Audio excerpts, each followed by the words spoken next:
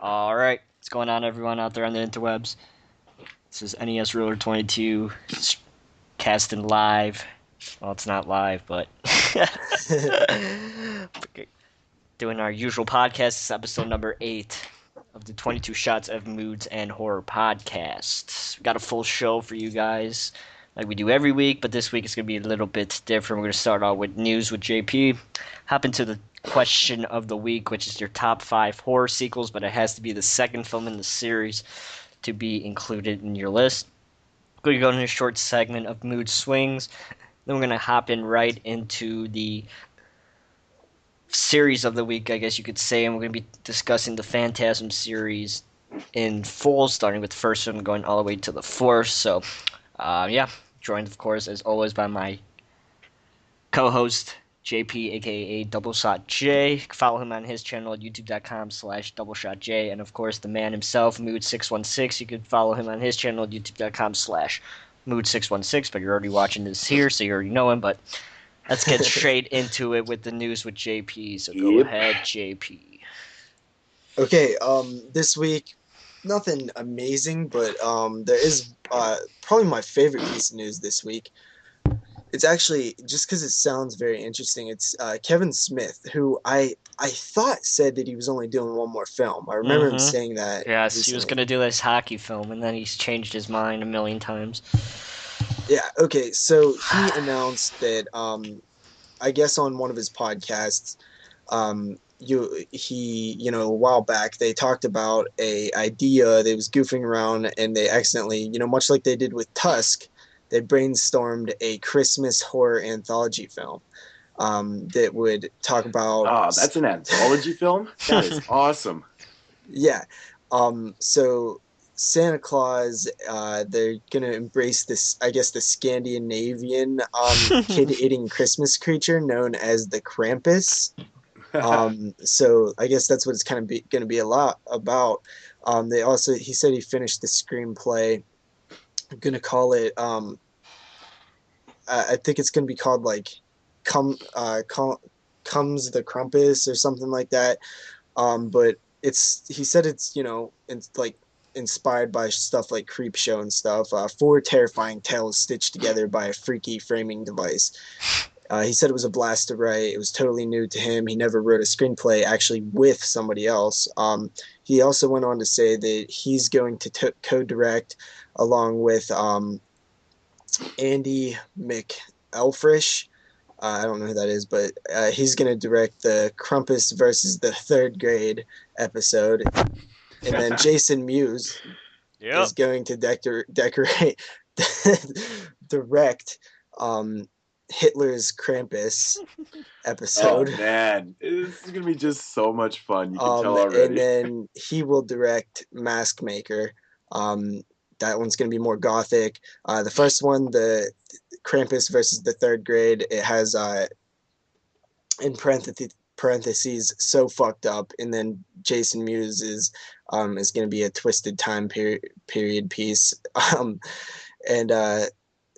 then the final episode will be directed by Carol Banker, The Proposal, which is fucking nuts according to them. And then there's another. The framing device is called The Bad Babysitter. So you can kind of, just by the framing device, you kind of can see how it's going to be set up. Jason Mewes, that's going to be fucking hilarious, man. It's going to be so funny.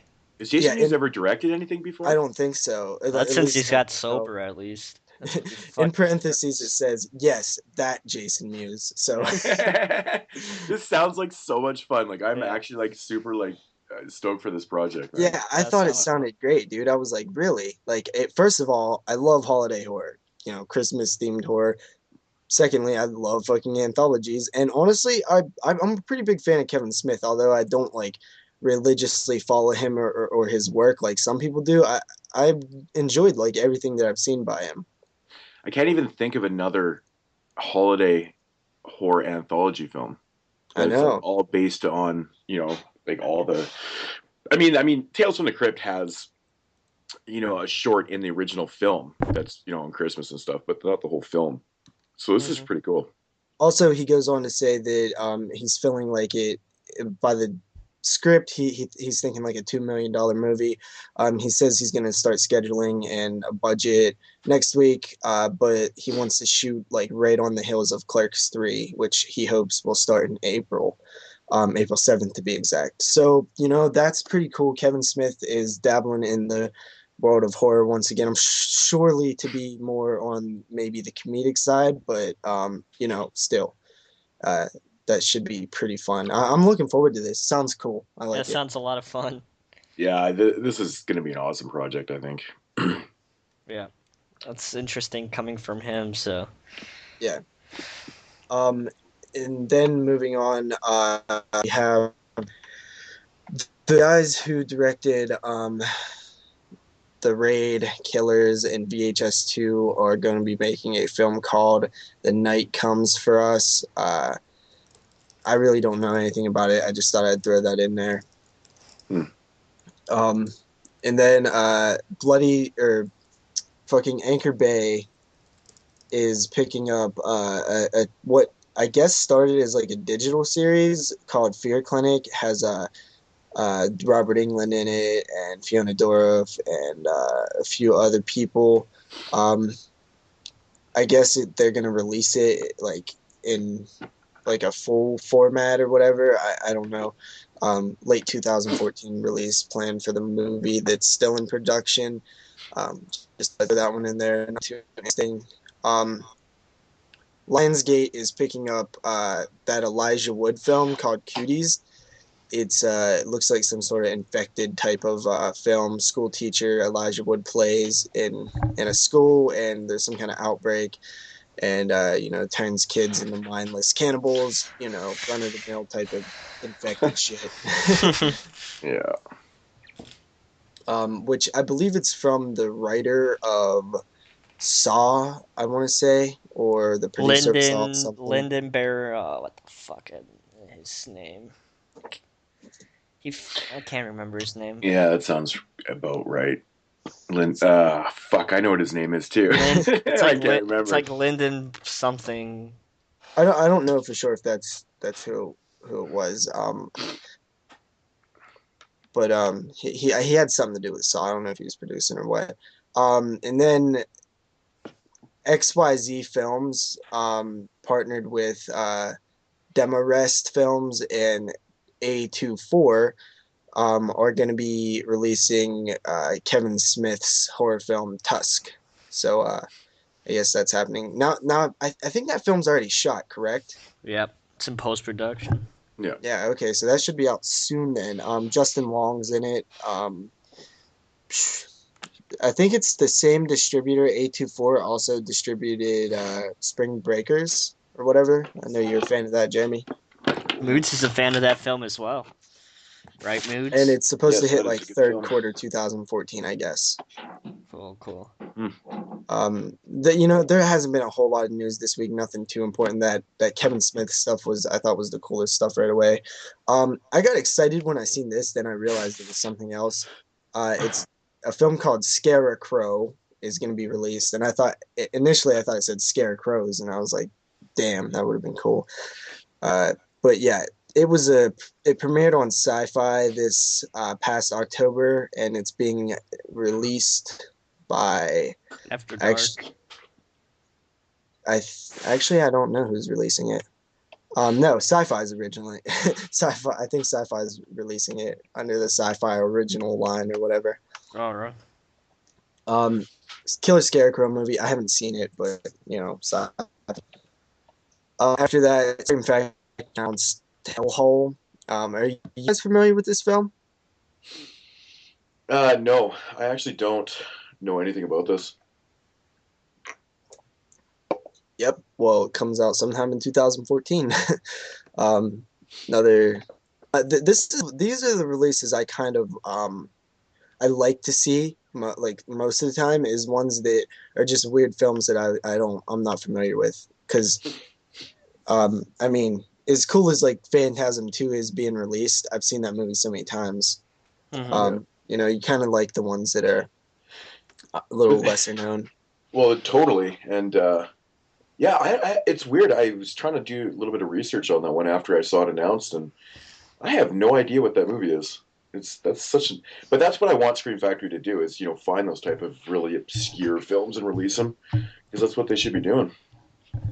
Yeah, it looks like some sort of like exploitation-y, maybe like women in prison type thing. I don't know. Just based on the That's cover. what it kind of seemed to be. So, but yeah, that's cool, man. I like those films. Yep, Different from awesome. Scream Factory. We can't go one full episode without talking about something Scream Factory related. That is, Of course. that is We got it in true. for the day. Um, Popcorn. This film Yes. is one that Bonerific. I've actually never seen it, but everybody, this is one that you always see on people's lists of like, hey, release this film, somebody. It's coming to Blu-ray, put out by, I believe, Synapse. Am I correct? Yep. Yeah, Okay. which is so awesome. They do such an amazing job with the Blu-rays. They couldn't have picked a better title. My only beef with Synapse Films right now is that they've announced so many other films that they haven't released yet. Prom Night 2, or no, Prom Night, Suspiria. There's a Um, couple other ones too. Curtains, that was another one, but they've also had Countess Dracula like on the back burner forever. That movie was announced like a year and a half ago and it's been in ads and magazines and stuff. And they released the other Hammer pictures, Twins of Evil and stuff, but they haven't released that one yet. So where the fuck is that movie? Driving me nuts. But I mean, whatever. You know, I'm not gonna complain about all these titles that they're announcing because they'll probably eventually come out. So I do think I remember hearing that the Prom Night print was like really, really rough. So that's probably a reason why it's taking so long for Prom Night. But I'm not really. I got to be honest. Like I don't really like Prom Night. I'm very curious on the transfer that they do for that film because that movie is just really dark in general. Yeah, You like know, the I disco think scene and stuff. yeah, like I think it always kind of takes you out of the movie when you watch it. Like Prom Night, in my opinion, is not that great of a movie, anyways. But when you are watching like the older Prince Fit and stuff, the DVDs, it is really hard to watch actually.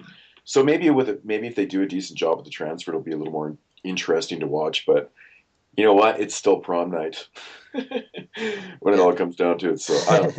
I thought it was an interesting choice for them to release, but a lot of people do like that movie. I'm just not like the biggest fan of it, but whatever. I used to see it pop up on people's like top 10 slashers or like top 50 slashers of the 80s or something, and I used to see it all the time. And I always heard people talk about it like one of the regulars, like Sleepaway Camp and The Burning, and Prom Night always popped up. And I Yeah. finally seen it. I was like, huh, that was Prom Night. And It gets a lot of then praise because of Jamie Lee Curtis is in it. That's pretty much what it comes down to. yeah, but then in the past few years, I've seen a lot more people saying how they don't like it and how it's like one of the more overrated uh, 80s horror films. And it's kind of weird because before I seen everybody liked it, seemed like Maybe it's because some of those people that were, putting Prom Night on their top 10 list eventually saw all the other better slashers from the 80s and it got bumped out and they started to realize that it's actually not that good yeah, compared to a lot of the other films that would essentially be making our top 10 lists, right? yep. So yeah, finally for the news this week, we have actually I forgot one other thing. The Day of the Triffids. This is a new film being produced after a comet shower blinds most of the world's population. Those with sight must battle alien plants. Um, Well, this that was sounds based. fucking stupid. This was That movie sounds so retarded. I have to see this. so. I guess this was based on a book, and then there was a film in the '60s, I believe, or the '50s that also existed, and this is like another adaptation of that book. I believe it's being directed by one of the guys who directed one of the Harry Potter movies. Oh wow, that's just weird. Yep. And giant plants, did you say? Yes.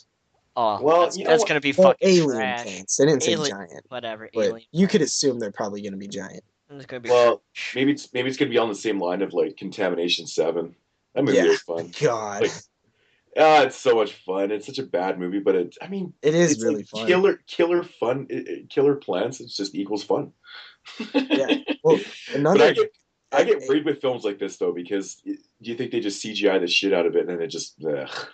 Yeah, one of my actually films that I think is a little underrated, dealing with killer plants, is The Ruins. I don't know Yeah, if any yeah, of you I guys have saw that seen in that. theaters. I I actually actually haven't really watched that like in a The while. Ruins. That was pretty good. I like that movie. Yeah. I haven't watched it since it originally came out. I've actually picked up a copy since, but I haven't watched it. But That movie was I pretty remember, gross. It had some gross scenes in that movie. Oh yeah, good I, gore. re- Yeah. that was the thing I remember about the movie was the gore. But I remember not really caring for the film that much. But I haven't seen it in years, so The number which one complaint I hear is people say just the idea that like they're killer plants. But if you get this idea, then you know you can it's fine. yeah. But piece of news, this Moodz actually sent me. You know, I didn't even know about this. He was on top of it before I was. Um, Holliston season 2 is getting a Blu-ray and DVD release. Finally, this is super exciting to me. I loved the first season of Holliston. It was only 6 episodes, but it was 6 very awesome episodes. I'm a huge Adam Green fan. You know, Joe Lynch, that whole crew over there. Um, the Ortiz girl and Corey English, all those people are really cool. Great, fun people to D. watch. Snyder, Yeah, D. so Snyder. he's Odorous, so awesome. Youngus, all of them people. It's going to be hitting DVD and Blu-ray April 8th. You can pre-order now directly from Adam Green's website, I guess, Ariscope. And each copy will be autographed by, I believe, Adam Green and Joe Lynch, if you order from them. And it's only $25. It's pretty worth it if you ask me. So yeah. What do That's you so guys think of excited. that? I'm so excited for it. I absolutely love season 1, which you sent me actually, and thank you once again for that. But it's just I all I wanted was more episodes. You know, in the first season. Mm-hmm. You know, that's all I wanted. So I'm super excited for season 2. Do you know how many episodes there actually is in the season? Yes, I actually do know how many episodes there are. There are. I want to say there's. I had this wrote down. I don't have it anymore, but I want to say there's maybe 8 episodes and then an hour-long Christmas themed episode. There's also a found footage episode, a J horror episode, uh, a giant blob episode. A found footage episode. Oh my god, that's gonna be so good. Yeah. Funny. Yeah, so I mean, I also want to say that if anybody out there hasn't seen Holliston season 1, I highly recommend you do. I would really ask and wish that you guys would support this show because it really is some original, you know, horror based programming, and I think that the whole uh you know future of this show kind of rests on how season 2 sells. So if you guys want a season 3, go out and buy season 2. It's really is a good price, $25 for an autographed Blu-ray complete season. You know, second season. That's you know, a pretty good deal if you ask me. Yeah, it's pretty good. Considering you spend 20 at conventions, that's a pretty okay deal. Yeah. Okie dokie. Anything else? No, that's it for the news. All right. So lots of interesting things coming out. That Kevin Smith film sounds like a lot of fun. So that should be fun to see what happens with that. I'm curious about that Jason Yu segment. So Yeah, I know, man. I hope he's in it too. You got to be in yeah, it. yeah, he's fucking hilarious. So Yeah, this is so intriguing. I just man. want to see a special edition DVD of him directing it. Like, I just want to yeah, see him behind the scenes directing it. It got to be funny. he's funny. The podcast I've talked about this before, but the podcast him and Kevin Smith do is fucking hilarious. So if you guys want to Yeah. listen to another funny podcast, go listen to fucking Jay and Silent Bob Gets Old. It's funny as hell. But They paid us to say that, by the way. yeah, they totally did. Thank you, Kevin Smith, for your loyalty check. You could send it to me. But anyway, we'll be hopping now into the question of the week, which is our top 5 horror sequels of all time. So yeah, Of all time. Moods, do you want to mention some people's lists, or do you just want to hop into our list or what's gonna go on? I actually have all of the list of the people who participated. If you want me to list them off, Um, was there actually lots of people this week? I Yeah. can't even quite like remember. 6 people. You know what, JP? You can totally list them off. Okay, Emperor Corndog, really cool dude. I really, just met this guy recently from Moodz, actually, I believe. But yeah, anyway, he listed number 5, Phantasm II, number 4, Child's Play 2, number 3, Scream 2, number 2, Dawn of the Dead, and number 1, Evil Dead 2. Pretty solid list there. Yeah, very similar to my list. Scream 2, I would definitely X that one out. I think Scream 2 is kind of overrated as a sequel. But, obviously it's everybody's opinion. Movie Collector 666, he actually kind of took it upon himself to make it a top 6 instead of a top 5. I know, I saw that. It was like a top sick. It's a top sick list. Yeah. Number 6, Devil's Rejects. Number 5, TCM 2. Number 4, Stepfather 2. Number 3, Bride of Reanimator. Number 2, Psycho 2. And number 1, Dawn of the Dead.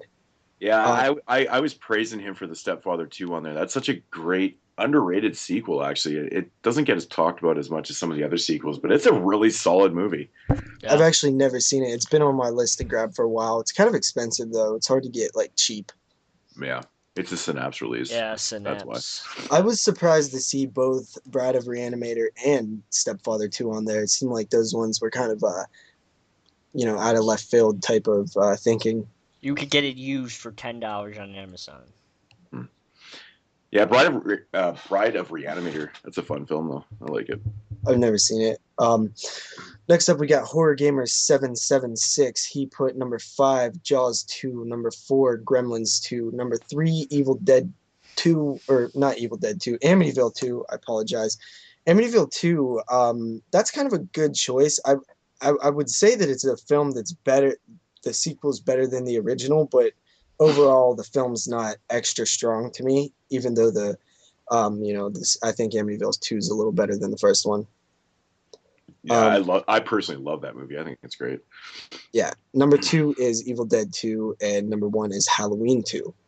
All pretty solid choices there. I was surprised to see Gremlins 2 on there. Yeah, that is an interesting choice, actually. That's a movie that doesn't really get talked about a lot. Yeah, I reviewed it a while ago, but actually watching it that time, I found it to be better in my memory. Like, I seen it when I was a kid. I haven't seen it I didn't see it since, and then I watched it as an adult, and I was like, this seemed to be a lot more fun when I was a kid. Yeah, I'm actually not that big of a fan of that movie. Yeah, I love the first one, but... Yeah, the first one's classic. Next up, Mark 10 VP. Number 5, Silence of the Lambs. Number 4, Mimic 2. Number 3, Evil Dead 2. Number 2, Dawn of the Dead. And number 1, Aliens. You kind of see a pattern with Evil Dead 2 and Dawn of the Dead. It seems like those are the popular choices. Yep. I kind of figured so. Silence of the Lambs, I was unaware that was a sequel.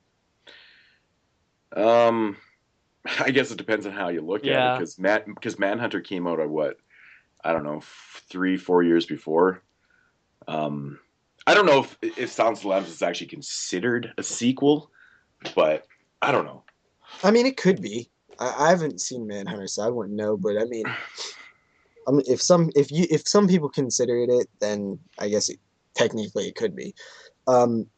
Mimic 2. I thought that was a weird choice. I remember seeing that when I was younger, but yeah, that's a different one. That's for sure.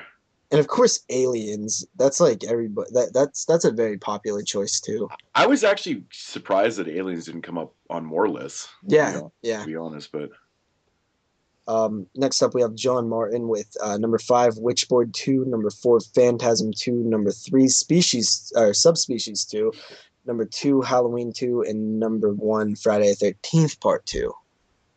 Interesting. Yeah. Friday the 13th Part 2. Halloween 2, Phantasm 2, all great choices. Subspecies 2 I found to be kind of an odd one to put at number 3. Yeah. I mean, I do think Subspecies 2 is the best in the series, but top 5 of all time at number 3. My favorite in the subspecies series is actually part 3. Really? Yeah, I love that movie. It's great. And rounding off the list, we have Jonathan Matheny.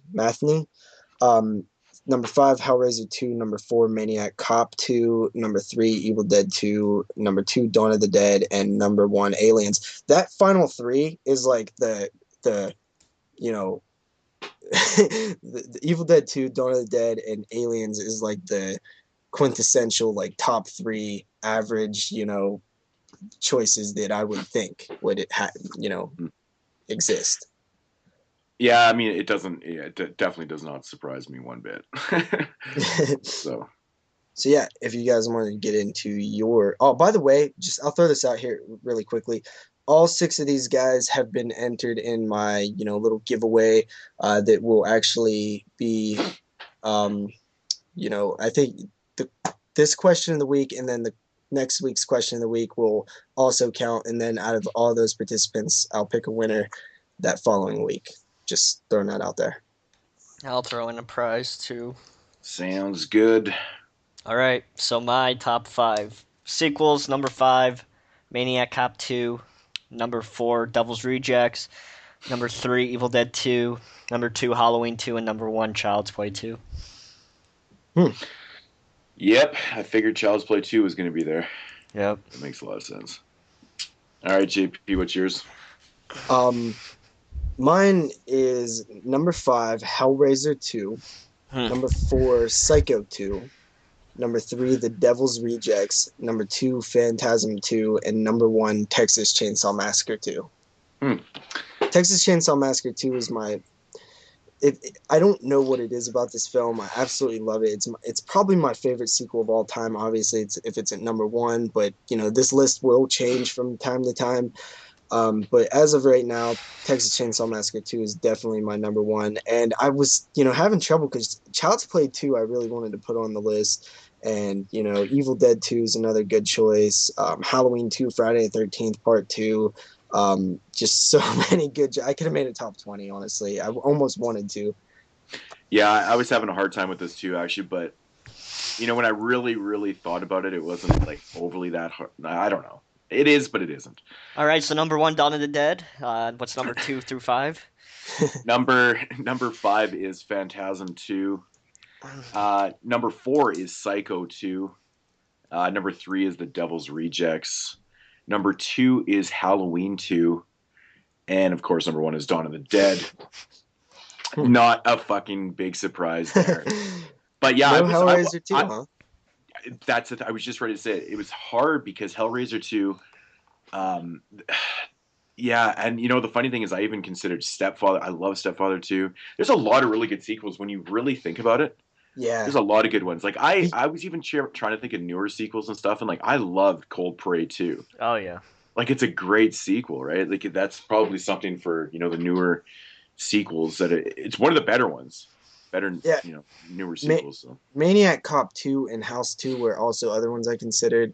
Man, what's funny about what you said, how like it's kind of hard to pick sequels. The like cliched thing is, you always hear people say like how bad horror sequels are, but it turns out that a lot of the time I prefer the sequel over the original. Yeah, it is kind of funny like that. There's just so many good part 2s out there, but they definitely have their moments when they're not, though. I mean, in my opinion, like I don't think Freddy's Revenge is a good sequel to the original Nightmare on Elm Street. I don't think it is a good sequel because they just kind of changed. I mean, we've talked about this to death, but the rule changes a little bit and things. There's just certain elements of that film that don't. There is no rules set up in the first film, though. Yeah, I know, but at the same time, I think it's because it's so different, But I do respect what they did. It's just not one of my favorites. I don't hate Freddy's Revenge by any means. I don't. Yeah. But I just find it as a sequel to the original. I just find it's, I think Freddy's Revenge is a film that grows on people too. Like I think if you watch Freddy's Revenge, and kind of look at it in a different way and keep watching it, like kind of how I did, because I didn't like it at first either. But now it's one of my favorites in the series. Like I really like Freddy's Revenge. I mean, It's dark, man. It's I've seen creepy. It's I've seen scary Freddy's Freddy. Revenge like 30 times too, and like I always have the same opinion after the movie. You know, it never really seems to change. But I mean, don't I know. will say the worst thing about Freddy's Revenge to me is like the final act when like it's just weird. It doesn't make sense, and it's an odd. And you know, I know the rules are different, but this is at a time when the rules weren't really established. They weren't really established until later. But even in the first Elm Street, Well, there is like plot holes where like Nancy sees shit and there's no indication that she's sleeping. Like when the tongue comes out of the phone. yeah, totally. That's a good point. But you know, I mean, I guess to a point there is kind of rule sets, but yeah, there is definitely plot holes. But I mean, with the second one, I mean, there is definitely really cool scenes in that movie. I really like the opening scene with the bus. Yeah, dude. And It's also such a great scene. the scene with Freddy when he's like, I've got the brain and shit, like that scene's awesome. I really Yeah. like that scene. Jeremy, what are your thoughts on Elm Street 2? I haven't actually watched the Elm Street movies in a very, very, very, very, very long time, like VHS era. So it's been a while Oh, since I man. watched those movies. I have the Blu-ray set. We should do a show on them one time. I agree. I have that set too, and I haven't watched them yet. Yeah, we could talk the Elm Street series. There's a lot to talk about. A lot of Yeah, you memorable can. characters. A lot Oh, of man. fun films. Power Glove. Yep. Go fuck yourself. Now you're playing with power. It's so I, disheartening. Every time I even think of Freddy's dead, it just pisses me off. a quick shout out, real quick, to this site that also hosts, 22 shots of moods and horror, the devilseyes.com. They actually just posted a list, last week, ranking Freddy's makeup from, all the films. And Freddy's Dead, I believe, was Yeah. the worst out of the original series, which isn't it? And if you kind of look at their list, which I agree with most of them, the makeup gets worse as the series goes on. It Of really course, does, though. it's like that in every series, though. I think like I as disagree. Jason's mask looks like the best in like part 7, I think. that's just the mask, though. Well, I think his face looks best in part 7 too. Yeah, Yeah, but they fucked it's not. It's Chucky not. up. Yeah, they did fuck Chucky up. Speaking of fucking Chucky, we could have like a quick little moment here. Just Yeah. I finally watched Curse of Chucky. Would it have made your top 10? It was good. I don't know. I didn't really consider. I didn't even really think of it like that. But who knows? I would have to take a look at my list and stuff. But I was very impressed with the new Child's Play movie. It was really dark. It had a really great tone to the film. It was back to like that real evil kind of Chucky. Chucky wasn't over the top with his, with the comedy and stuff. It was just good. I love the setting. I love the whole And then the house ending setting. ruined the whole movie. I don't think it ruined The it. fuck? There's questions. Yeah, I know the ending was kind of interesting. I gotta say, but doesn't it seem like that it had like 3 different endings to it though? Yes, that's Yeah. the problem. There's questions all over the place with Yeah, that, and so I like, was kind of going, what the era. fuck? I'm like, what is this, Lord of the Rings? I don't even know. I'm like, I don't what? even get that reference. I've never seen the Lord of the Rings, but it was But fun. I was a little confused, and I definitely didn't think that they needed to do the ending like that. Well, But Don Mancini says that all will be explained in part 7. Part Yeah. 7. yeah, Yeah. I hope so. But I mean, overall, it was a good film. I thought Chucky looked pretty fucking cool. What about The that setting was Russian great. roulette dinner table scene? That shit was dope, huh? Yeah, it was awesome, man. Yeah, I don't know. It was a good film. I really liked the dark tone to it. It just really I mean, worked again. It was awesome. It's such a step up from Seed of Chucky that Oh, alone It's a just step up from fucking makes Bride it. too.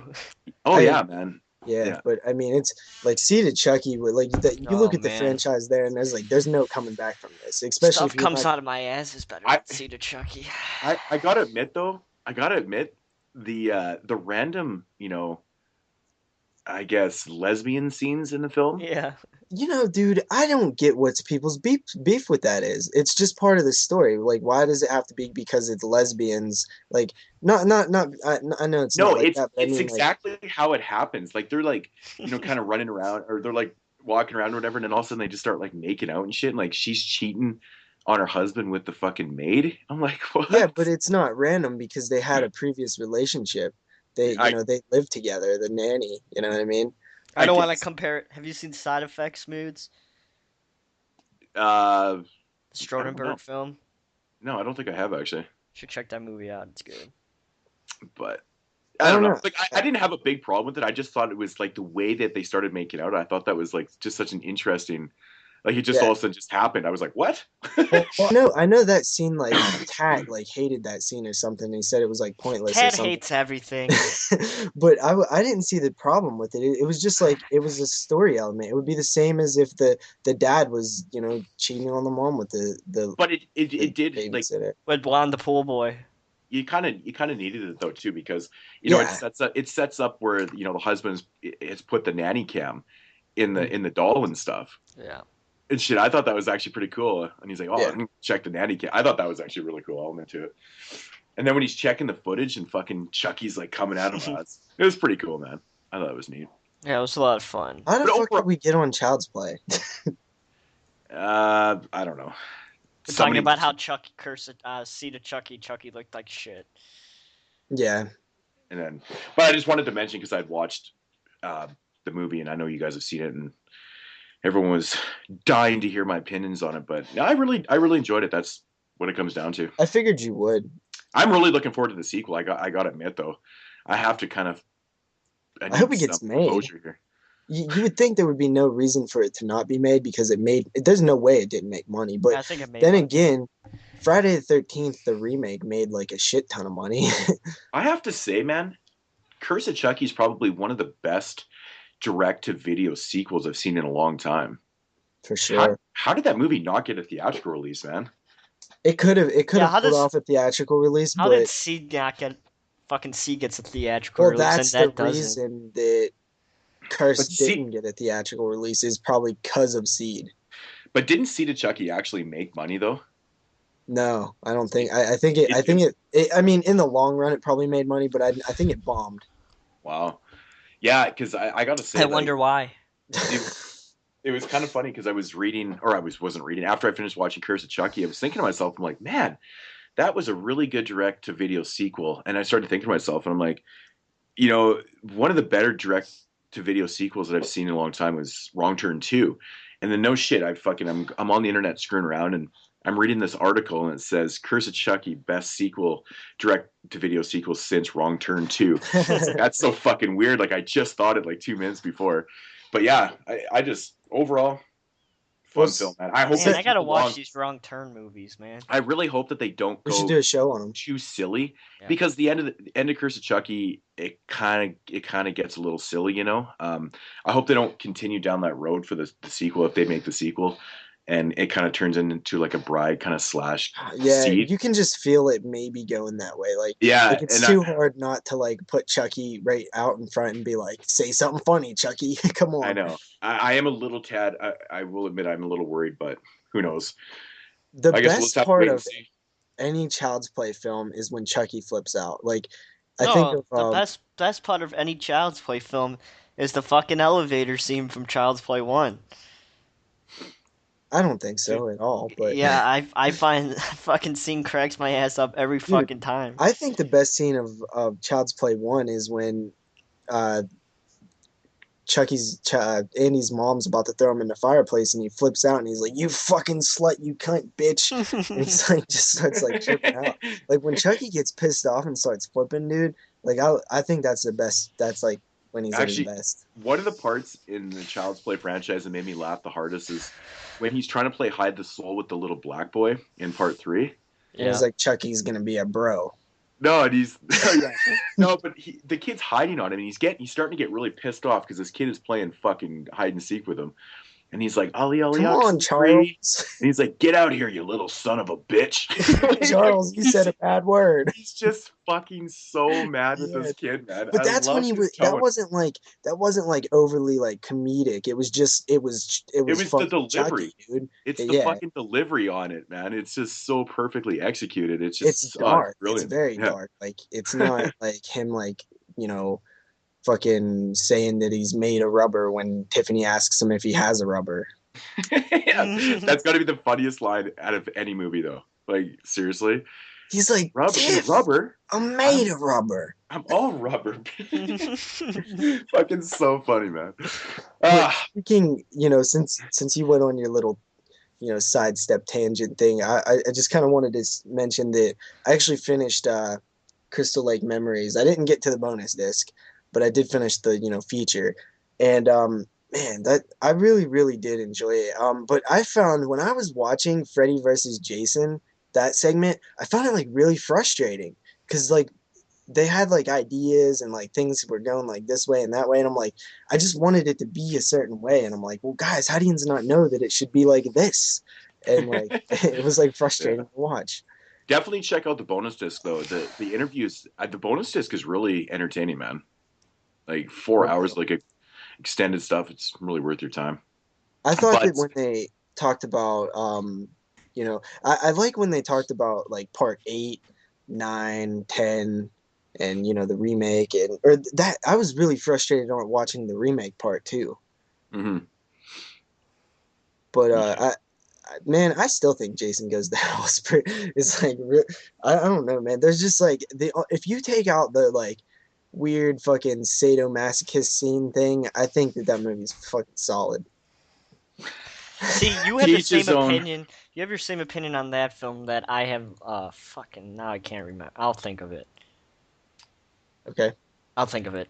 Like I have a movie that I like a lot that everyone shits on for some reason, but it'll come to me. The Strangers. That's the one. The Strangers. I like The Strangers. People shit on it a lot, so I didn't like completely hate that film. I wasn't the hugest fan, but I find home invasion films are very, very hit and miss with me, though. They're hard to do, right? That's just me. That's a thing. Yeah, I think it is. It's a kind of a sub genre of horror that is like. Well, it is very hard to execute properly. I think it's because it's to me, I think the problem is that there's plenty of opportunities for tons of plot holes when you're dealing with home invasion, and I think that like you have to write your way out of a lot of them. I think one of the biggest problems with home invasion films is the really shitty screenplays that are written for the dialogue and stuff. You need interesting dialogue, because if you're going to have a movie that takes place all in one setting, just in a house or whatever, you're going to need some interesting dialogue, and you don't need fucking garbage fucking bullshit dialogue. You should check out In Their Lane. You should check out In Their Skin. It's an IFC Midnight film. It's all right. It's an all right home invasion film. Yeah, that was a bad sell. It's like you should check it out. It's all right. Well, we're talking about how all home invasion movies are shit. Well, I'm not saying that they're all shit. There is a few that I really do like. Like I love. I haven't seen it yet, but I really like the movie, the French film Them. I think it's actually one of the best ones I've personally ever seen. I think it's one of the best ones. But I think as of right now, I think Your Next is my probably favorite home invasion film. Yeah, I can think of. Inside is really good. That has some of the best score I've ever seen in any film. Yeah, that movie's just fucking mean-spirited, man. Yeah, it's brutal. Ooh. It is no, I think Mother's Day is like the best home invasion film that I've seen, I think. You should Mother's check out Day Inside. Awesome. I'm talking about the remake, of course. Inside is really good. Mother's Day, is pretty much a remake in name, but it's a good film. I really do like that. Yeah. So yeah, Jason Goes to Hell. I like it. So I guess I might as well get into the question of the week. Sure. Since we answered a question like is this Moodz Swingz too, or just a question? It's considered Moodz Swingz. This is just part of Moodz Swingz. I'm not going to go into any rants this week. I kept it pretty cool with with my rants, but I will be back next week with a couple though. So the question of the week, which is kind of an obvious question, considering we're going to be talking about the Phantasm franchise here momentarily. So the question is very, very simple, but kind of hard. Name your top 5 horror franchises. Your personal favorite. Top 5 horror franchises. Sweet. So very, very interesting, because I've talked to a lot of people, and of course you have the Child's Plays and you have all the big ones, but there is a lot of other franchises out there. Like I made a list about 4 or 5 days ago of franchises, and a franchise is basically anything that has a fourth film, not a trilogy. I was gonna ask you to specify Yeah. what you So mean. so Phantasm and Psycho can be considered franchises because they have a fourth film. Now, what So if there is, say, 3 films and a remake? uh, well, it's kind of cheating, but I guess that kind of works. But I don't know if that would even be someone's in their list, anyways. I don't know.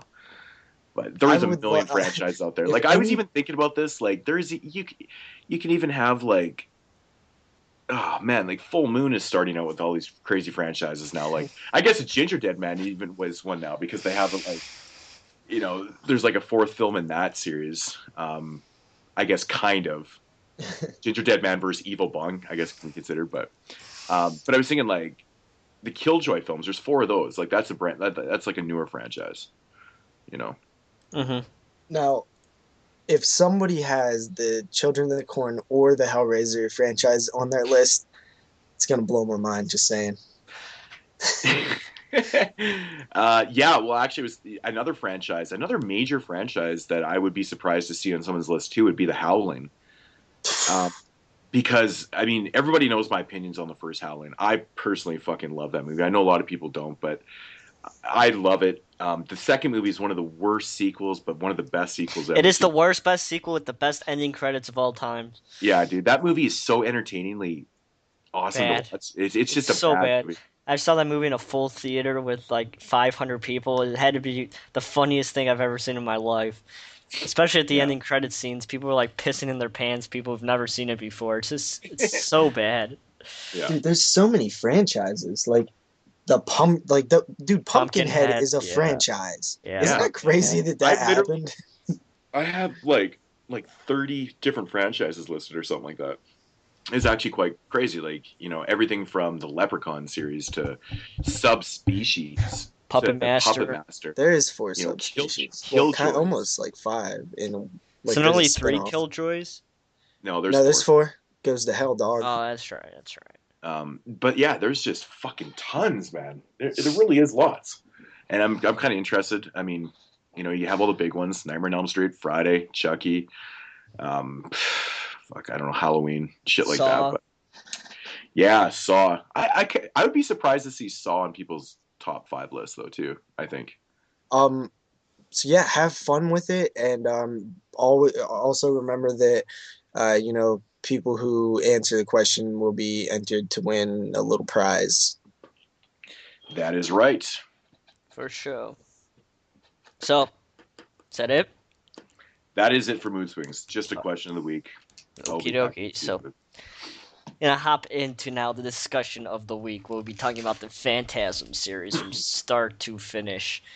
So, I want to say really quickly, just as saying right away, we're probably going to be spoiling these films because in order to talk about part 3, you're going to have to spoil the ending of part 2 and so on and so on. So when we're doing these we try to keep it relatively spoiler free when we're talking about other films, but in these franchise shows we'll probably be spoiling them, so just let you guys know ahead of time. Yeah, this is a tough series to talk about without having spoilers, I think. Yeah. All right, so I have to say, when I was watching, especially the first film, my first time watching it, I was fucking confused as fuck as what the hell was fucking going on until I, read what, the synopsis on the back of the cover, and it started to make more sense, but... Okay, so if you guys, I don't know if you guys know this, but this is Jeremy's first time with the series, which I thought was super cool and one of the main reasons I wanted to do this show. But I guess the first film came out in 1979. Don Coscarelli, who was coming off of, I believe, directing comedies or something. He directed a film called Kenny and Company, which it shows a trailer to that on like every Phantasm release, and it always just like makes me laugh because it looks ridiculous. I know, it looks so bad. It does. It really does look bad. So yeah, Don Coscarelli. He directs Phantasm. Whew, man, where do we begin with Phantasm? I guess with You can give a plot, I guess. general plot of it. All right, plot is pretty much about this kid who is pretty much down on his luck. Every shitty thing's happening to him. All his family is dying, and all he has left is his brother. His And brother's named Jody. his The little brother's kid name is Mike. He's Mike. 13, I believe. So Mike's not allowed to the funeral of, was it his brother, right? It was their friend. Their friend. So he wasn't allowed to this funeral. So after, of course, he was spying on this funeral, and after everybody leaves, he noticed this tall man. That's what his name, tall man. Played by Angus Scrim. Pick up this casket and put it in the back of this hearse with by himself. So he automatically thinks, something's going up. This old guy is picking up this coffin and putting it in the back of this hearse. And as the film goes on, we learn this old guy back in 1979. This guy's still alive. I know, that's why when we talk about if there should be a Phantasm V, I'll talk about that. Yeah. But so then as the film goes on, we notice this guy's actually an alien from this planet, and he summons all these people from the cemetery as his minions, and he shrinks them down into little people, and he makes them do his doings of fucking people up and stuff like that. So I think that's pretty much the synopsis, right? Yeah, the main idea behind the film is you have a brother and brother relationship. The older brother is kind of distanced himself from the younger brother. The younger brother feels upset with that. They also have a friend named Reggie, who is, in my opinion, right up there with Bruce Campbell for one of the badasses in horror films. The cool fucking character, man. He's just so cool, and he pulls his he has a bald spot with a ponytail, and wasn't he in Bloody Bible Camp, off, dude? Moodz, wasn't he in Bloody Bible Camp? Yeah, I think he was actually. He was in the movie Cemetery Gates. He was also in Bushmaster and a little cameo and stuff. The three of it's the first Phantasm, it's three of them. The tall man is this mortician guy who works at runs the funeral home and stuff. And he had, like Jeremy said, he has these minions, these little dwarf creatures which look like Jawas or whatever. Yeah, they wear the little brown capes and everything. They're basically, I think what they might have been at one time was like a human. They were all kind of shrunk down and stuff. They were the corpse. They were the corpse, the dead corpse from the funeral home. He was digging them up and injecting them with this fluid that we learned in the second film that makes them turn into this. So thing. the one guy, their one friend who is with the lady in lavender at the beginning of the film, I believe he is one of the. At one point in the film, they show the little dwarf as his face or something. So he looks like whatever the hell his name is, and then So Phantasm, we have the tall man stealing bodies and turning them into dwarf creatures, which he sends back to his planet, which is such an interesting plot because you never know where exactly the tall man is from or what the planet is, and you can tell this is low budget because they couldn't even fucking afford a door. They just could afford two metal sphere posts. Made it more interesting, actually. You know what I mean? And they never explain why he's sending back these little minions to this land and stuff. What I guess that foreign land is using them for. It's very intriguing. It's just a very and we weird do actually plot. learn that the reason he shrinks them down is because of the gravity or something on that planet. I'm pretty sure it's mentioned at some time. Yeah. But there's no explanation for what they're being used for on this planet and stuff, and maybe it's just to repopulate it. I don't know. I guess you could pretty much just kind of come up with your own ideas. Now, the tall man is very mysterious for one. We like we're saying, it's very dreamlike. It's very we really don't know what he's up to. I don't think you see him enough. But when you do see him, he has this presence. And it just honestly it scared me as a kid. It was just, oh man, every time Angus Scrim is one of the coolest fucking badasses in a film. He's so creepy, man. And his dialogue, it's just he nails it. boy, and he's Yeah, like, you think when you die you go to him, you come to us or something, yeah, like yeah. he has like the best, it's like poetry almost. His delivery is absolutely amazing. There, one of my favorite scenes in Phantasm is the scene where Mikey's across the street and he's looking at Reggie. Reggie's doing something in the back of his ice The cream ice truck, cream truck, the and thaw, fucking the and the tall ice man's stuff. walking by and he stops and he Yeah, and just looks fucking at him. turns and he just turns his head real fucking slow right to Mikey, and he's like staring at him. Then he starts sniffing and shit. But like that fucking scene is just terrifying, man. Yeah. It's so well shot and done. Like, oh, dude, like that moment, the tall man is not to be fucked with, man. It's badass. It was So pretty of cool. course nobody kind of believes Mike. He's seeing these things. He's spying on the tall man. He's rolling up to the mausoleums and stuff, and he's scoping it out, and he's seeing all these things, and nobody really believes him. Um, there's also a weird scene with a fortune teller that kind of comes out of nowhere, which It kind of reminded me of the scene from Mallrats. Have you guys seen Mallrats with with the three nipple Yeah. lady? That so scene is weird, actually. That scene is yeah. kind of out of place.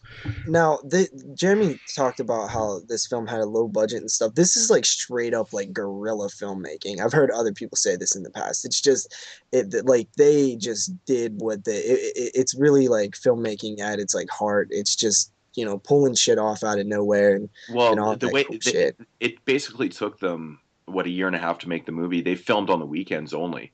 Don Coscarelli filmed just on the weekends, so that took him so long. But yeah, that's a hard way of making a movie.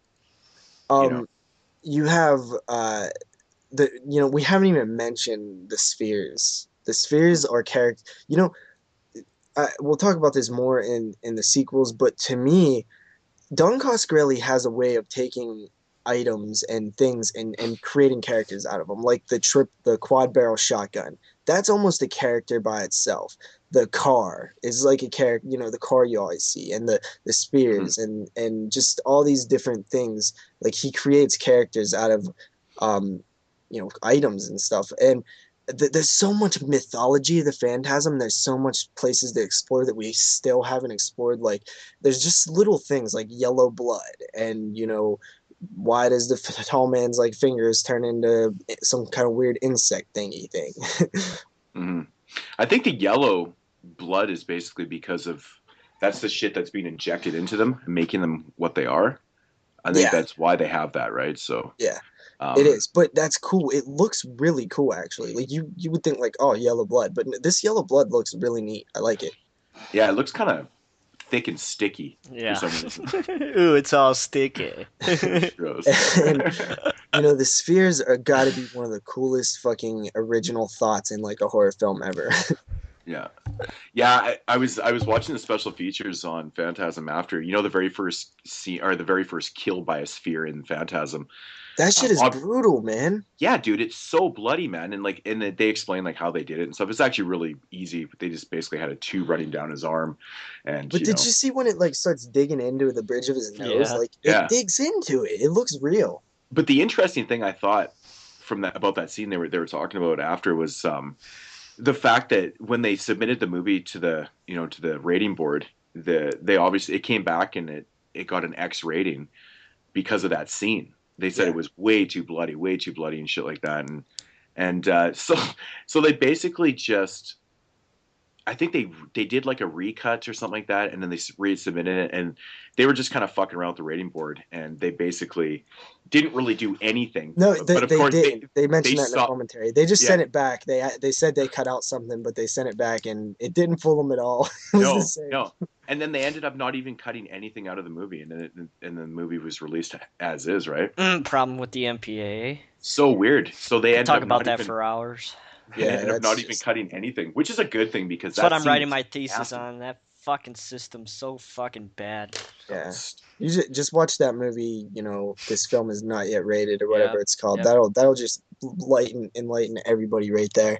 Yep. Um, so yeah, I mean, one of the things that I like most about the first Phantasm film is Mike. Mike is this 13-year-old kid, and he's able to do these things. He's treated more like an adult than he is a kid, which when you're a kid, that's all you kind of want. And kids are smarter than people give them credit for, man. Now, when I was a kid, I was pretty capable of doing things. And he's able to, drive the car, fucking grab, Yeah, like he that gets a cracked my gun and ass up. shit. That He, cracked you my know, ass he up. they trust him with like the things he's able to do. Like he gave like the brother gives him the gun, and like They don't really have a lot of choice though. I mean, Mike is treated like an adult because his parents are gone. And I think that his older brother doesn't really have much choice but to treat him a little differently. He doesn't want to play daddy to him, so why not treat him like an adult and well, I think it someone comes of his own from age. the idea that Mike is closer to you know like being a kid than a parent is, and he knows how capable his brother is. He knows what he can do and what he can't do, and he trusts him with things. And Reggie's just cool. I'm meeting him in August. Now I'm excited. Now that I watch these movies. But I always, as a kid watching Phantasm, I always was like, yeah, that like they're like fucking not treating this kid like a kid. No, but like I said though, I think it has everything to do with the fact that once your parents are gone and you're in that type of situation, you're not really a kid anymore. You have no choice but to grow up, right? Yep. So, I mean, the kid, there's abandonment, kind of undertone, not even undertones. It's right in your face though. But Mike is very scared that his brother's going to leave too, right? So It's definitely a subplot. yeah, That's why he so goes to the fortune teller lady. yeah, He just keeps thinking that his brother's gonna abandon him, hmm um, which isn't really the case. I think we know that. Um, Now that there, but back to like the Lady in Lavender, like that's just another Phantasm mythology thing. Uh, that like weird shot when it turns into the tall man. That shit's creepy, man.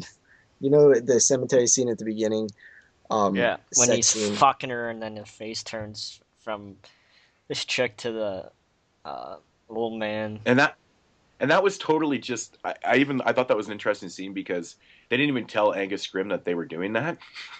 Yeah, Because I remember in the special features that he was like watching the movie after, and he's like, "Oh, I can change forms like that. yeah. Awesome." And the actually the nude lady is a nude body double also. Yeah, I remember that. Yeah, Um, that sex scene in the cemetery is just so classy. oh yeah, I man, always right like in the that scene, man. cemetery. It's just such a Jeez. creepy area to be boning somebody. It's hilarious. Speaking of creepy areas, how about the set designs in the, uh, mausoleums and stuff? Oh, That's an actual set. They built that. really? Wow. Yeah, I found that out in the commentary. Wow, that mausoleum looks quite authentic. It looks really good. I could have sworn it was. Like, I hope I'm not mistaken, but like when they said that, I was like, really? Like, because It's I actually was quite almost certain interesting. it was. You think it would be cheaper to use a real mausoleum, rent it out, and film in there than it would be to fucking build one? Like, Yeah, I man. guess they built like a few halls, and that was it. I Hmm. know they I also I gotta mention that these films run together really easy. So sometimes I might be like I'm not exactly sure which one I was talking about. Which one Yeah. was which, while I'm talking. You know, I think Phantasm has one of the coolest. I mean, I always talk about atmosphere in films, but does Phantasm not have one of the craziest atmospheres throughout the whole film? Like It absolutely does. it has such an interesting feel to the movie because I think it's because the movie's so mysterious in itself, like the tall man and where he's from and what exactly he's doing, but it's all pretty much shot in at nighttime and with the exception of a few scenes and stuff, but it just really works so well. And you know, in my opinion, I think the score for Phantasm is one of the best scores ever written It's Yep. definitely in my for a top movie. five. It is absolutely so fucking genuinely creepy and Yeah, works it's so good. well. And The atmosphere that he created, and for the film, and then just to have that score come in, perfect timing in the films too. Great sound effects, and the that's another thing I score really noticed. the score to me feels post-apocalyptic end of the worldy. It feels like a road horror score. It feels like Oh, just an eerie atmospheric score, totally. like foggy, cold nighttime and shit. You could feel that in the score. Yeah. Yeah, it's absolutely amazing. One thing I really love about Phantasm, something that I notice a lot, is the use of sound effects in the movie. The sound effects are just executed, and they're just perfectly used in that movie. I I know think it's the something. bug. I think a lot of people don't really notice things like that, but I mean, as you know, I have a background in it, right? So I noticed sound effects and shit, but the sound in that movie is awesome, really well done. So Also, I want to mention, I don't know if you guys have noticed this, but this just also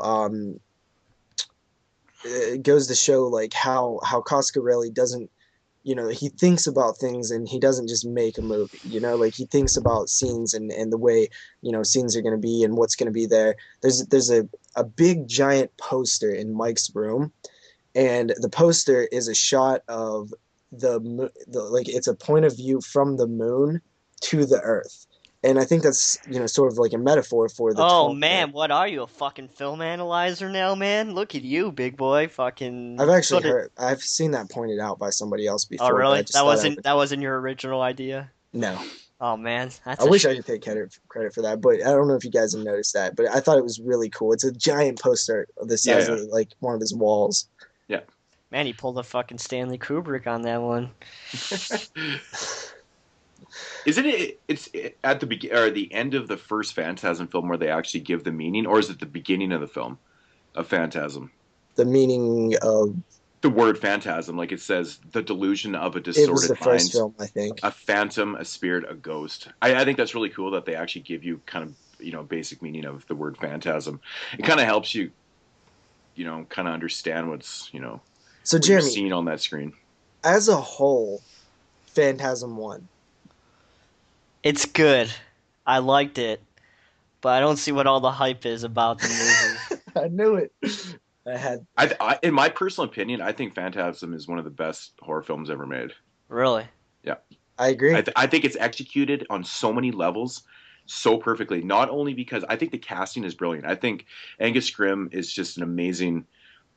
His character's so awesome. But Mike, the little kid, like he was a child actor, right? I think his timing. I heard that His kid's time. kind of a douchebag now. By the way, just Well, saying. whatever. It doesn't matter. His performance on the screen is actually really well done. Like he's very genuine. And his dedication to be the same character in all four films. I got to give him props to He that wasn't in too. the third film. He He wasn't in wasn't the in. third film. He wasn't in the The second second film. film. It was the second film. Second.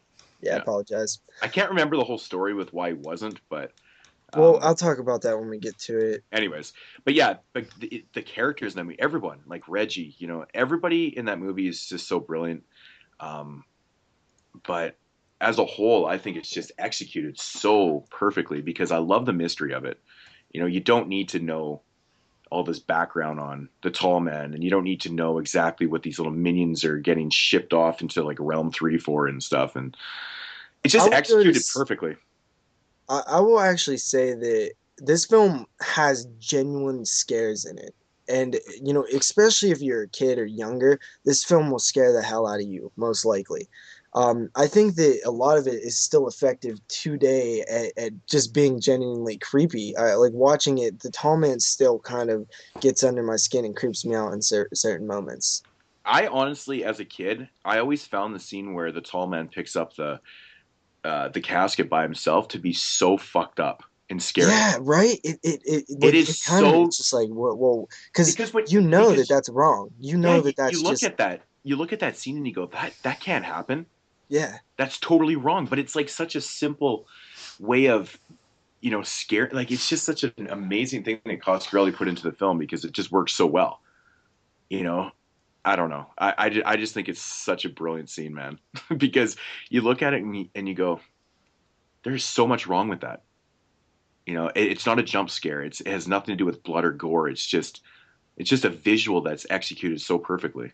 Yeah, it's just the idea of it. It's like you do the simple math in your head. You're like, okay, a casket that weighs a lot. They need like 6-7 people to carry it.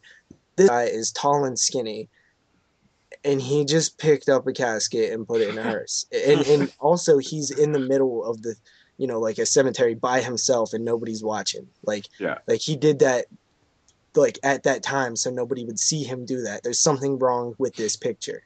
And you're in Mike's position, like you're watching him do that, like, and that's a jolt of fear sent right to your heart. Yeah. And how Fucking. about one of my favorite scenes in the original Phantasm is when he wrecks the bike.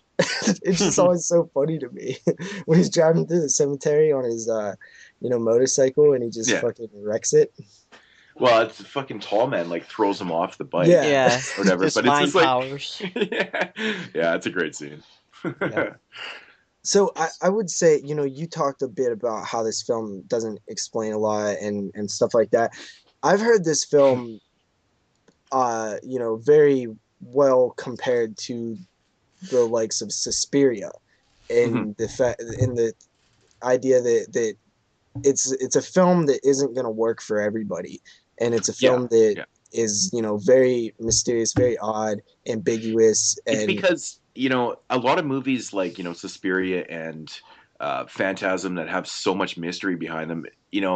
A lot of people don't realize, but they really do like to watch movies that are spoon fed to them. They don't really like to think about what's going on and have What's yeah. going That's the thing, on? and I think that's honestly one of the reasons why people don't like Suspiria for what it is. I mean, a lot of people will say they don't like the movie, but visually it's amazing and stuff. I'm like, yeah, okay, but it's probably has a lot to do with the fact you have to think about that movie. Same with this one. And you can't just watch and be like, yep, yep, yep. You know what I'm saying? It's not like a slasher film. You don't need to look into it too much. But this one, it has so much mystery to it, man. But I know a lot of times, like when I'm watching a film, I like to know things. There's certain things that I do like to know. This one, for some weird reason, I don't need to know anything. yeah, It just it's works so almost to well. where like it's almost to where it's like I don't even want to know certain things, Yeah. Um, Actually, it's a good point. It's a very good point because, say if they made a fifth Phantasm film and all of a sudden it was kind of like it's not a prequel, but it fucking explains everything. Would that be a good sequel? Would no, you and would you I want that think to the happen? cool thing about the Phantasm films is as it goes on, we learn more, but it's Yeah. only a little more each time. And it's only certain little things. It totally is. Like the way And it they, almost seems like it's picked at random what we get to know a little bit more yeah. of. You know what I I mean? I think it's brilliant what Coscarelli did with writing, with the stories in these films and not letting the viewer know things that you don't really need to know. But And I think it's just perfect the way he did it. So and I also think that Casca really doesn't really know a lot of the things too. I think that he has ideas what about everything, but he he never. totally has no idea what he just made. I, I, You know what I'm saying? There's a lot of questions. He totally I mean, some of the sequences in the films were based on dreams that he had. They don't yeah, really even, but they work though. That's this the film odd is thing about these very movies. dreamlike, man. It just Yeah. has like it's almost like a nightmare on film at certain times, and much like Suspiria, it's very visual and atmospheric. I think that's one of the strongest things about Phantasm is just the atmosphere. You could Well, talk about it for days. you really can, and those are three things that make a movie so much more enjoyable for me. Is atmosphere and fucking with a really good score, and a really awesome visual to a film. Those are the three things that work so well for me, and that's why Suspiria and Phantasm are two of my favorite movies of all time because they have the same elements that I love to see in a film. And I guess also the mystery behind it too is really cool. So Now, I have a theory, Jeremy, and I think that this film will become stronger the more times you see Yeah, it. I watched it one time. Gotta cut me a break here, man. well that's It will change after I watch it again. Like you said, you was a little confused, which is perfectly natural. I still pick up on new things when I watch the whole series. Yeah, I remember watching Phantasm for the first time. I think I was probably back in the early 90s, actually. I wasn't too old, but I was confused as fucking hell, too. Like, I was like, what am I watching? But I knew I loved the fucking music and the visuals, so. Well, initially, the one like kind of beef I had with Phantasm was the ending, but after thinking about it a little bit more, Yeah, that ending fucked with my mind. I kind of I think that was the problem with what made me so confused. Well, okay, I don't so think the the ending's ending. even supposed to make sense though. Well, it actually does though. The ending is that it was all a dream. Are you sure But about that though? Yeah, but I no, don't. check it out. It once Phantasm 2 starts up, it was no longer a dream. But if you take Phantasm 1 as a standalone film, it was all a dream. And initially I don't like that, but after thinking about it and thinking about how certain scenes in the film, there's just like if you go by the film scene by scene, um it is very dreamlike, and it makes sense that it was all a dream because you're getting these random images and these random things thrown at you, and it's very dreamlike. It's what happens in a dream. It's not one linear story. It's these random images of things. So I think the ending does work in the original Phantasm as it being all a dream. Normally I hate that type of ending, but it makes sense in this one. Yeah, I don't know. Okay. It's like it totally, because once Phantasm 2 starts, it totally basically shows you right away it's not a fucking dream. Well, But even the but Coscarelli says in the commentary to the original Phantasm, I believe he says some people were torn on the "it was all a dream" ending. yeah. So But I the weird think thing that is, if it was all a dream, if the whole movie was a dream, why was Jodie dead though? Because he died in a car because he died accident. in a car crash during, and Mike kind of dreamed up this whole like thing So that that's didn't like, happen. okay, so that's exactly what they're doing then. Okay. Yeah, I mean that's kind of what I figured was going on, but it's just, yeah, I understand like the whole dream thing is kind of a little off-putting, but I never really think about Phantasm as a dream because of part 2. Yeah, which you don't need to after part one, Yeah. watching part two. It's just, Yeah. kind of looking at it in its own film. Um, I do think that if they would have never made another film, that it was all a dream would kind of work in that scenario of, how the whole film feels like a series of random images and ideas thrown at you that are very Yeah. dreamlike. Yeah. So, Phantasm 2 from the All year right. 1988. The Phantasm 2 takes place right Wait, where. first of all, actually, sorry, I moved ahead too fast. What would you rate Phantasm 1?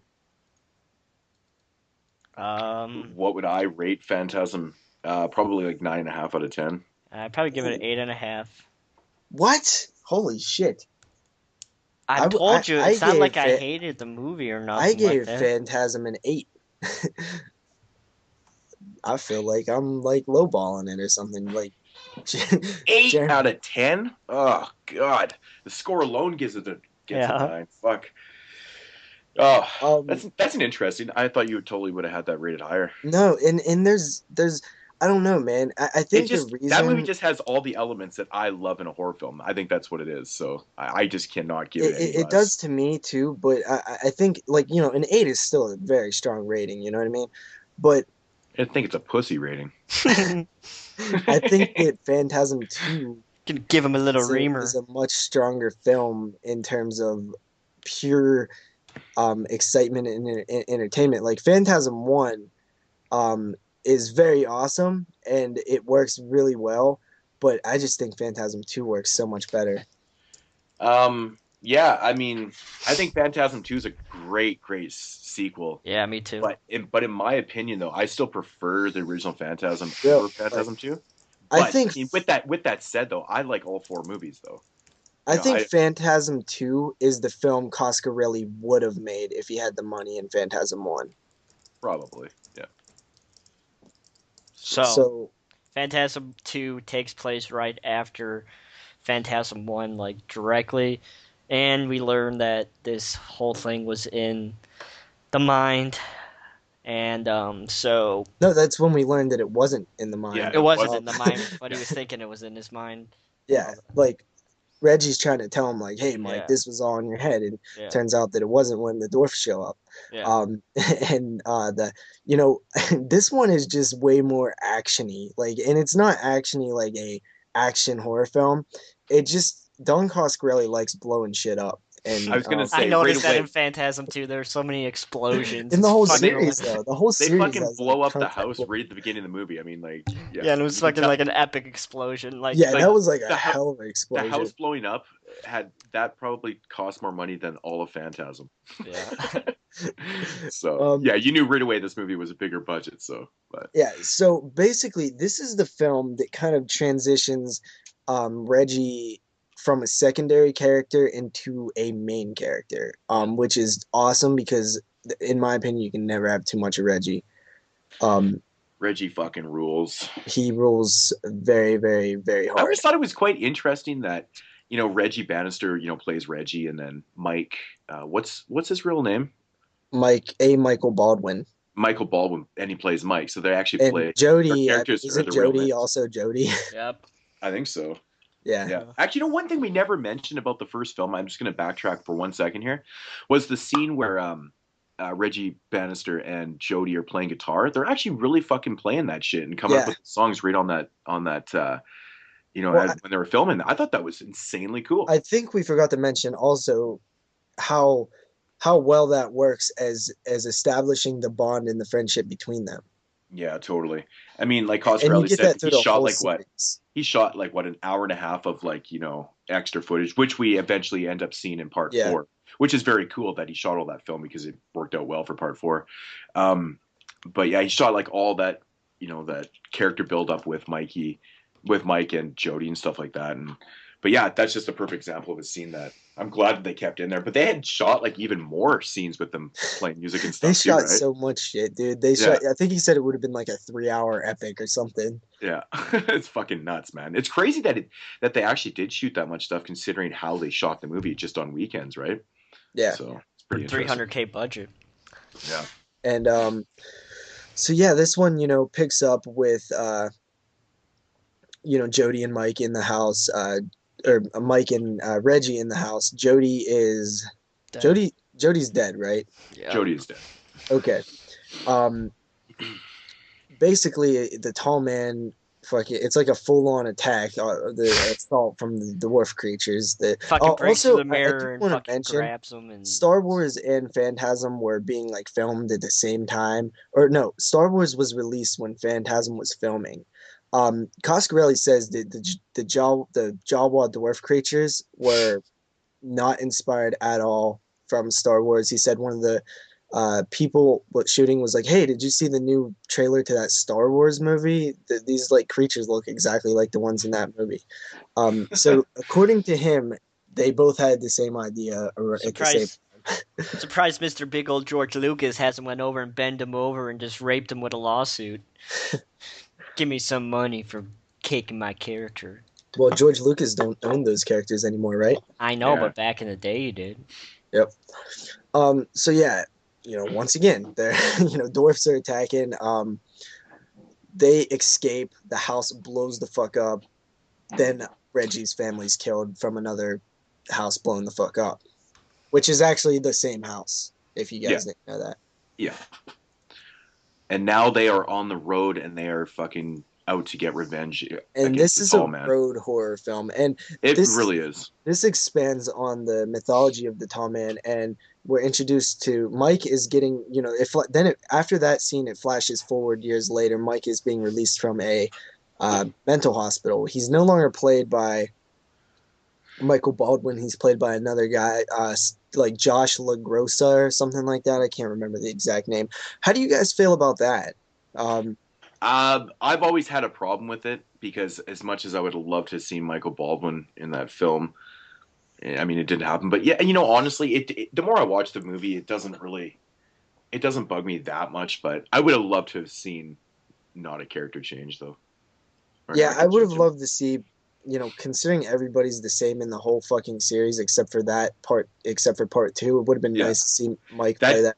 It definitely is one little problem I have with the movie, though. It definitely is that. It's a little off-putting, especially because when I've watched the Phantasm films, I generally watch them all in a row, right? And it really kind of sticks out that that's not Michael Baldwin, So this film was actually made 9 years after the first Phantasm. That's pretty interesting that his sequel was greenlit that long after. But the character to me, I don't think that I like I said, I would have liked Mike to play the character, but I actually kind of like this guy too. It's one of the cases where I like them both. Yeah, I don't have a problem with him. It's just, it's just the fact that he's different, right? So basically, the story of this one is the tall man is, moving out of that little town and hitting every little town, throughout, across the country, basically, and they're tracking him. Mike also has these. You get a sense that there's a few people that the tall man is interested in, but doesn't want to kill, or he has some kind of connection with Mike and a few other people. They all connected too. It's never really explained or went into too much, but it does exist, and it kind of, adds to the mythology of the series once again. So they're kind of tracking the tall man down, and Reggie actually says a cool little line. It was like, some, small towns are like people. Some get old and die off. Others are murdered. And I always kind of like that line. Yeah, yeah. So they're going from town to town, and you have some really cool scenes when they're tracking down the tall man. They actually go to a supply store, and they make some weaponry. And this scene is one of my favorite scenes in the whole series, man. I Reggie actually makes a agree. quad barrel shotgun, which it has to Yep. be. You can see him standing right next to Campbell's chainsaw hand with that thing, dude. Yeah. Who says is it Reggie or Mike who says let's go shopping? I think it's Mikey Yeah. that says it. But I love that scene though. They're just fuck man. They come up with the best contraptions like so quickly. Yeah. It's so great. And also in the commentary, Coscarelli says that he was told years later that the scene in Pulp Fiction was actually inspired by Phantasm. He doesn't know if it's true or not, but that's what he heard. The scene where Bruce Willis is looking around the shop, and he grabs this thing, and then he grabs that thing, and then I watched that scene, and I'm like, you know what? It kind of seems like it could have been. Oh, completely. I never made the connection before, but now when that you mention it, And we completely. all know how Quentin Tarantino, is inspired by films. Yeah. Like that's his thing. Yeah. So, and then we have other cool scenes where this is probably my favorite scene of the whole entire series. Not my favorite scene, but my favorite visual, and it's when they're walking through that graveyard of empty graves. Hmm. You know that shot? Oh Yeah. man, dude, that thing just is like filled with atmosphere. Yeah, and that's the point where they realize that they've got a major fucking issue here. Yeah, Like this guy's for real, man. Like there's nobody around. yeah, and also you get the sense that the whole world is kind of not ignoring, but and not necessarily unaware, but kind of like a mixture of both of the tall man. Like he exists, but they can't see it. Like they kind of see it, but they don't. You know what I mean? You get the sense that it's like that they just don't see it correctly. I get the sense that there's not that many people left in the world. But the weird part is that when they're traveling around and stuff, and Reggie's still paying for things with cash, so there still is like a society out there. But it doesn't seem like there's very many people. Like I mean, the one scene where, no, is that in part?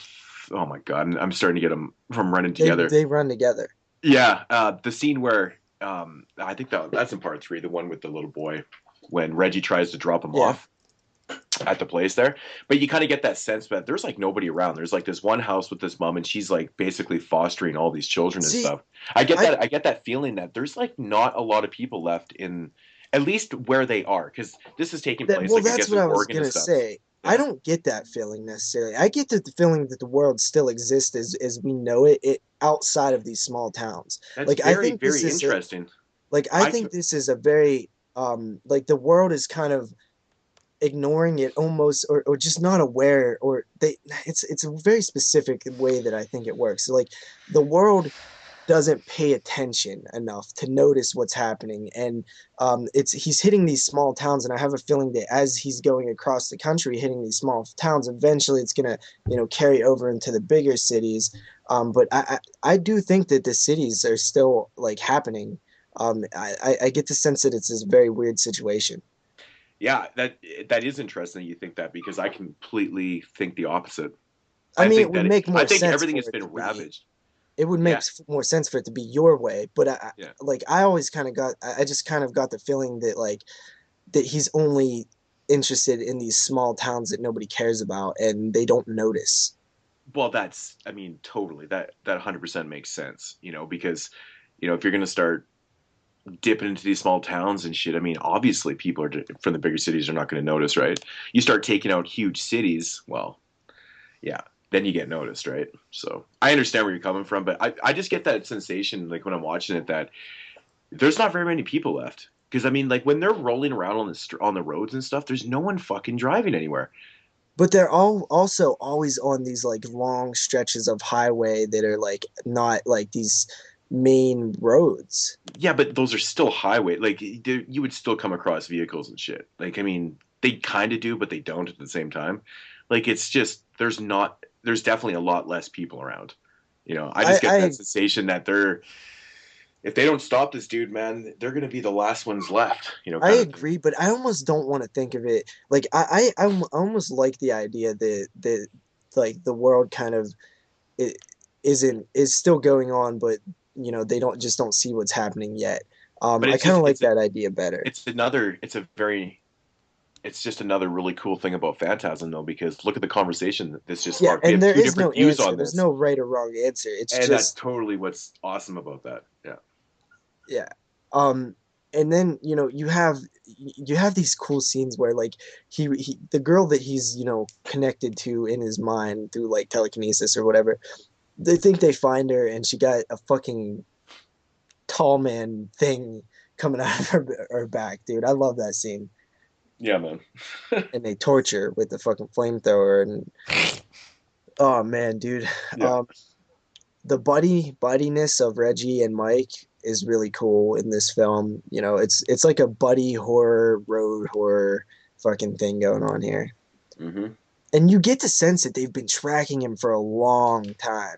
As the film goes on, you're like they're always one step behind him. They get to a town, it's fucked. They get that, then they start to the next town. They get to that town, and it was just fucked.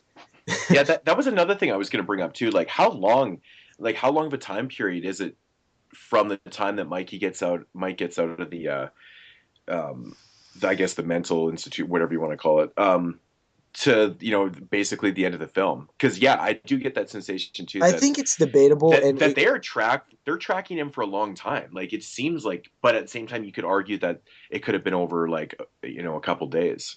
you I know, mean, I think that the reason that it looks like it could be over a couple of days is because there's no character changes. There's no beards grown. There's no different, clothes torn. There's no weird things like that straight up tell you that this is how long. But also, you get totally. just by the characters' reactions and the tiredness of them, and the just like like the routineness. Like they have a routine when they go places. They pull out their gear and they do this. It looks like they've been doing it for a long time. Yeah, that's true. Jeremy. Well, that was an interesting discussion between you and Moodz. Care to share your opinions on Phantasm Well, II? what Because what I what could do be you pretty feel much. about like the whole mythology behind the the world? Like, how do you see it in the film? Yeah, Do you see it as like there's nothing left but them two and the tall man and maybe a few other random peoples here and Well, there? you never Or do really you think see anybody else besides them. well, I know that's that it. I get that Also, feeling of like desolation. Everything Yeah. is I get just that everything's feeling so in part three. Like I see it as like, all right, now the shit has really taken off, and like it's to the point of where there's like these random like scavengers like Yeah, out but there, yeah, it's like criminals and why was the stuff. chick? Where the hell did the chick come from? And how the hell did she survive instead of everybody else? Because she was out in the middle of nowhere, I guess, and Yeah, not in, you like know the hitchhiker chick, the chick that did yeah, Playboy later on in life or whatever, yeah, or yeah. porn or whatever. yeah. um like she seems normal, like she doesn't know, like you would think if this was happening worldwide that there would be panic and people would know what's going on, but there's so many characters in the Phantasm series that just know about their little town and what happened to their little town, that you never hear them specifically like say like the world has gone to shit and this is what we're living in. It's just like it's like their town has gone to shit. Yeah. Yeah, I mean, it's interesting how you look at it, right? But I There's just so totally many get the ways to view feeling. this. like to me, part two feels like it's just happening. He's just hitting these little towns, and it's gonna get bigger. And then Mm. part three to me feels like, it's this thing has really gotten out of control. And then part four feels like everything's gone to me. Well, the reason why I feel that there's not a lot of people around, or I guess is because of the shopping scene. They just like walk into the supply store, no one's around. Yeah, because You that know, little town got fucking but fucked. but that's what I'm saying. Like, it could be just that little town, or it could be Yeah. all the fucking town. I just get that feeling that it's just like, holy shit, like you can just walk into anywhere right now, from town to town, even big city or whatever, and grab what you need. I love the scenes And then where of course pay for it too when you leave. So when they drive down the road. Like I really love the post-apocalyptic looking shots where the houses are boarded up, and they're just the road got trash and cars overturned on it and stuff. Like those shots are very good in Phantasm. yeah, another reason that there's not very many fucking people around. I agree, but just in that town.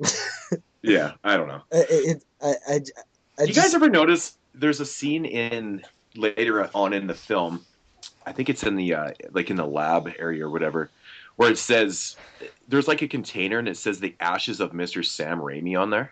yeah, Really? yeah, yeah, Yeah. because Sam Raimi wanted to be in Phantasm too, and Oh, really? and I think this was before. When did Evil Dead? I can't remember. Or it was Phantasm. There's a story in the commentary, in one of the commentaries, where he said, Evil Dead 2 uh, was 87, right? So okay, well, Coscarelli says that, he wanted to be, Sam Raimi wanted to be in one of the films, in Phantasm, one of the Phantasms, and it just didn't work out or something. So he didn't know that Coscarelli was going to, go on to be like a huge fucking director. I think it was Phantasm II, actually. mm. That's Well, interesting. that would make sense with that little. So what's the deal with that then? Why did they have the ashes of Mr. Sam Raimi in there? I guess because they was friends. It was just like a little, Just a little gag. yeah. I always wanted to know what the fucking deal was with that. Just never looked it up. Yeah, It's and kind of then cool. you have like they add more characters, like the Gravedigger characters or whatever they're called, with the gas masks. Yeah. Yeah, kind of like the I don't know, just the helpers or the fucking lackeys. I don't know what you'd What even a, call them. yeah, the two morticians that yeah, what are those? Are they But like the those guys tall were are they like the tall men or are they human too? well, they were human though, because remember when they get killed, or the one dude gets killed. Or the guy gets his arm chopped off and I don't think he bled No, orange. I think Well, he bled no, red. they were both humans. They were Yeah. both humans. So he was obviously using. I don't know why they were human though. It would make more sense if they weren't. It is uh, interesting. I, okay, so this is back to the question of like is it everywhere? Or is it just there? If the tall man, because what he's doing is he is going from town to town and wiping them out. So, Yeah, and when we do get to that one town, it isn't quite as bad yet. So you like, wouldn't it have to mean that there's still places that are going on normal? Because that place was kind of going on normal as we are introduced to it. The family was there going to the funeral and stuff. yeah. I mean, I like I said, there's arguments for pretty much any way you can look at this. Yeah, we'll Man, this talk is So, about it fun. for hours. This is but like, fun. but the way I look at it, like, who knows? I mean, he could have taken out the entire East Coast. Like, this is taking place in the Northwest, right? Like, you can tell with the plates and shit like that. And Yeah, so, I who think knows? where Maybe the rest of the East Coast was is it? already wiped out, but now he's Oregon? just on the side. Yeah, I want Oregon. to say that it takes place in Oregon. It does. Yeah, which is by me. In the So, foreign Dude, you land of live in Canada. Canada. The foreign land. well, You it's don't live close. anywhere near us. What are you talking about? Oregon is, yeah, it's closer to me than it is to you guys. But like my point is that say like Yes, I know I know. the whole East Coast was taken out, and maybe he's just, yeah, they're in the Northwest right now. So I don't know. It's very interesting. You can look at it any way you want, right, JP? Well, I agree. It's up for debate, and there's no right or wrong answer in this one. I just think it's just how you take it. So overall, Jeremy, what do you think of Phantasm 2? It's a very, very, very good sequel to Phantasm. I like how they expand the story quite a bit. You know, things started to make a little bit more sense in this one than it did with the first Phantasm, I guess. But you know, it's a fun film. I could see why people love it a lot. I think that's why it has a Blu-ray release and the rest of the movies don't. What do you It's not like interesting. about the Phantasm series? Let me ask you that. Like I said, they were too confusing for the normal person. I think that's the main problem of why some people don't like them because they're too stupid to sit down and figure out what's going on for themselves. I think it's just hard to accept that, the Phantasm franchise, there's so many open-ended questions, and I think a lot of people have problems, kind of dealing with that, and I think that's what it is. I don't know. I like the ending effects in Phantasm II when the old man's getting knocked off. I thought that was pretty cool effects. Yeah, man, I love that scene. Yeah. It's great. Yeah, There's a lot of good effect scenes in Phantasm 2. I like when the when that one ball's going after that dude and he like chops his hand off and yeah, shit. yeah. And that brings me to another thing. They expand the mythology of of this series once again. Like now, these balls we find out are also keys to doors. Like the tall man uses them as keys too. Like it's so interesting to me that there's just so much more to explore with everything in the film. Like it just seems like there's these ideas that just are there, and Coscarelli just is like comes up with these ideas. Like it's just neat to me. I know. I've even heard people say that, exactly, like they kind of expand on that a little bit, but they've said that, they don't, you, Coscarelli adds these things into the films, but they don't really go anywhere because, it kind of gets to a point and then it's just like, you still don't know what's really going on. You know what I'm saying? Yeah. But I think that's, like I said, I mean, we could say it over and over again. I still think it's just such a great way of, executing a film. I gotta give him credit for being able to write a four story epic. Most of these sequels, usually get written by a different person or directed by a different person.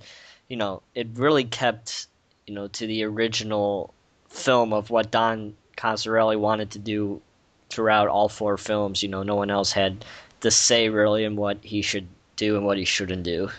I couldn't even No, imagine someone else directing one of these movies because, it's so Coscarelli, specific. it's very specific, but the atmosphere through all four films is very unique.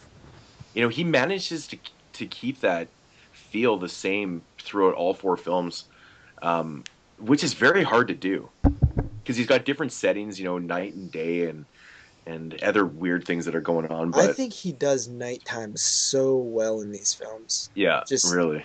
it really is like amazing. Like the scenes at night and just the cemeteries and the graveyards and the streets and just the houses that they go to, the like abandoned houses. And I think this is a good time to speak on how fucking much of a pimp Reggie is.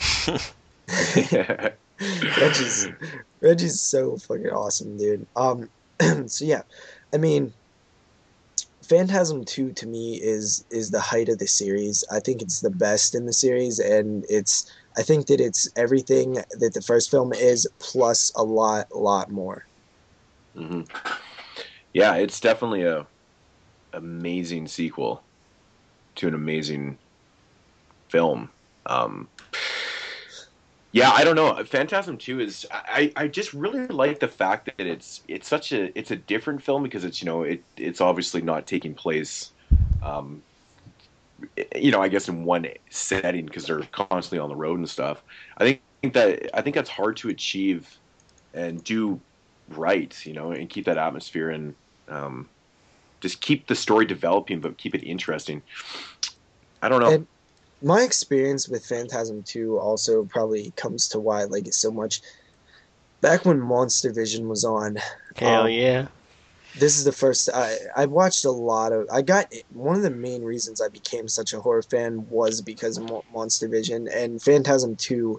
This is actually the first one I seen in the series. Also, I was watching Monster Vision, and I want to say that the film The Hand Michael and Caine. Phantasm 2 were playing together on Monster Vision, and Joe Bob, did drive-in totals, and I was watched that Monster Vision religiously at that time. And I was introduced to this crazy weird film with this tall guy that just scared the hell out of me. And ever since then, I used to rent them all the time. And Phantasm, I rented the first Phantasm with Texas Chainsaw Massacre, and that was like one of my favorite experiences ever. Mm-hmm. So Phantasm II, wait, like, you think we pretty much talked about Phantasm II enough, or got more to say? No, that was a lot. My mind is on overload. Yeah, I don't know. I think that's pretty much it for Phantasm 2. It's just Ratings? Uh, See, I'm so much better at talking about movies if I'm by myself and writing about them. Fucking talking about them so fucking hard. I've noticed that by doing these podcasts, when you ask me about my opinion about things, I can't fucking say what I want to say. Because I'm not used to fucking talking, I'm so used to writing. But, I give another 8.5 out of 10. Same as Phantasm 1. Well, touching on what you said about kind of like, you're so much better at, by yourself. I actually, when I first started YouTube, I fucking could not like think, like I couldn't really think of like what I wanted to say. But over, all these different projects and, chat rooms and stuff, I've gotten used to it a lot more. So you'll probably, get used to it the more we do this show. Oh, yeah. Phantasm 2 for me is a 9 out of 10. Moodz? That's interesting because that's exactly what I would give it to. 9 out of 10. Phantasm 2. Phantasm 3 from the year 1994? 94. 94? 94. I think it's 4. 94. Okay. This one picks up right where the last one left off once again. There's actually a really cool transition from the placing Michael Michael Baldwin into the series again. It picks up with him in the hearse, like his character was in the previous film, and it's like a weird cut, and then it shows him in the window, and it's like it's actually him and not the guy who played him before. I thought that was interesting how they reintroduced the character. This one to me is a little too comedic. Wow, interesting. I think the zombie characters, that drove the pink hearse in the film, yeah. I don't like those characters. I think there's the worst characters in the Phantasm series. Yeah, it doesn't bug me. I don't know. Every character I understand what you're saying, like, with the zombie cop. I like that scene on the roof. I like that scene, but I mean, I can see where the comedy's coming in because it's pretty funny actually how he shoots him. But yeah, but so the characters in the hearse, the pink hearse, they're just every character in the Phantasm series, including the car, including the quad barrel shotgun, including the little dwarf things, including the spheres, have so much to them, and these guys just feel generic zombie dickhead characters. Yeah, I see where you're coming from with it.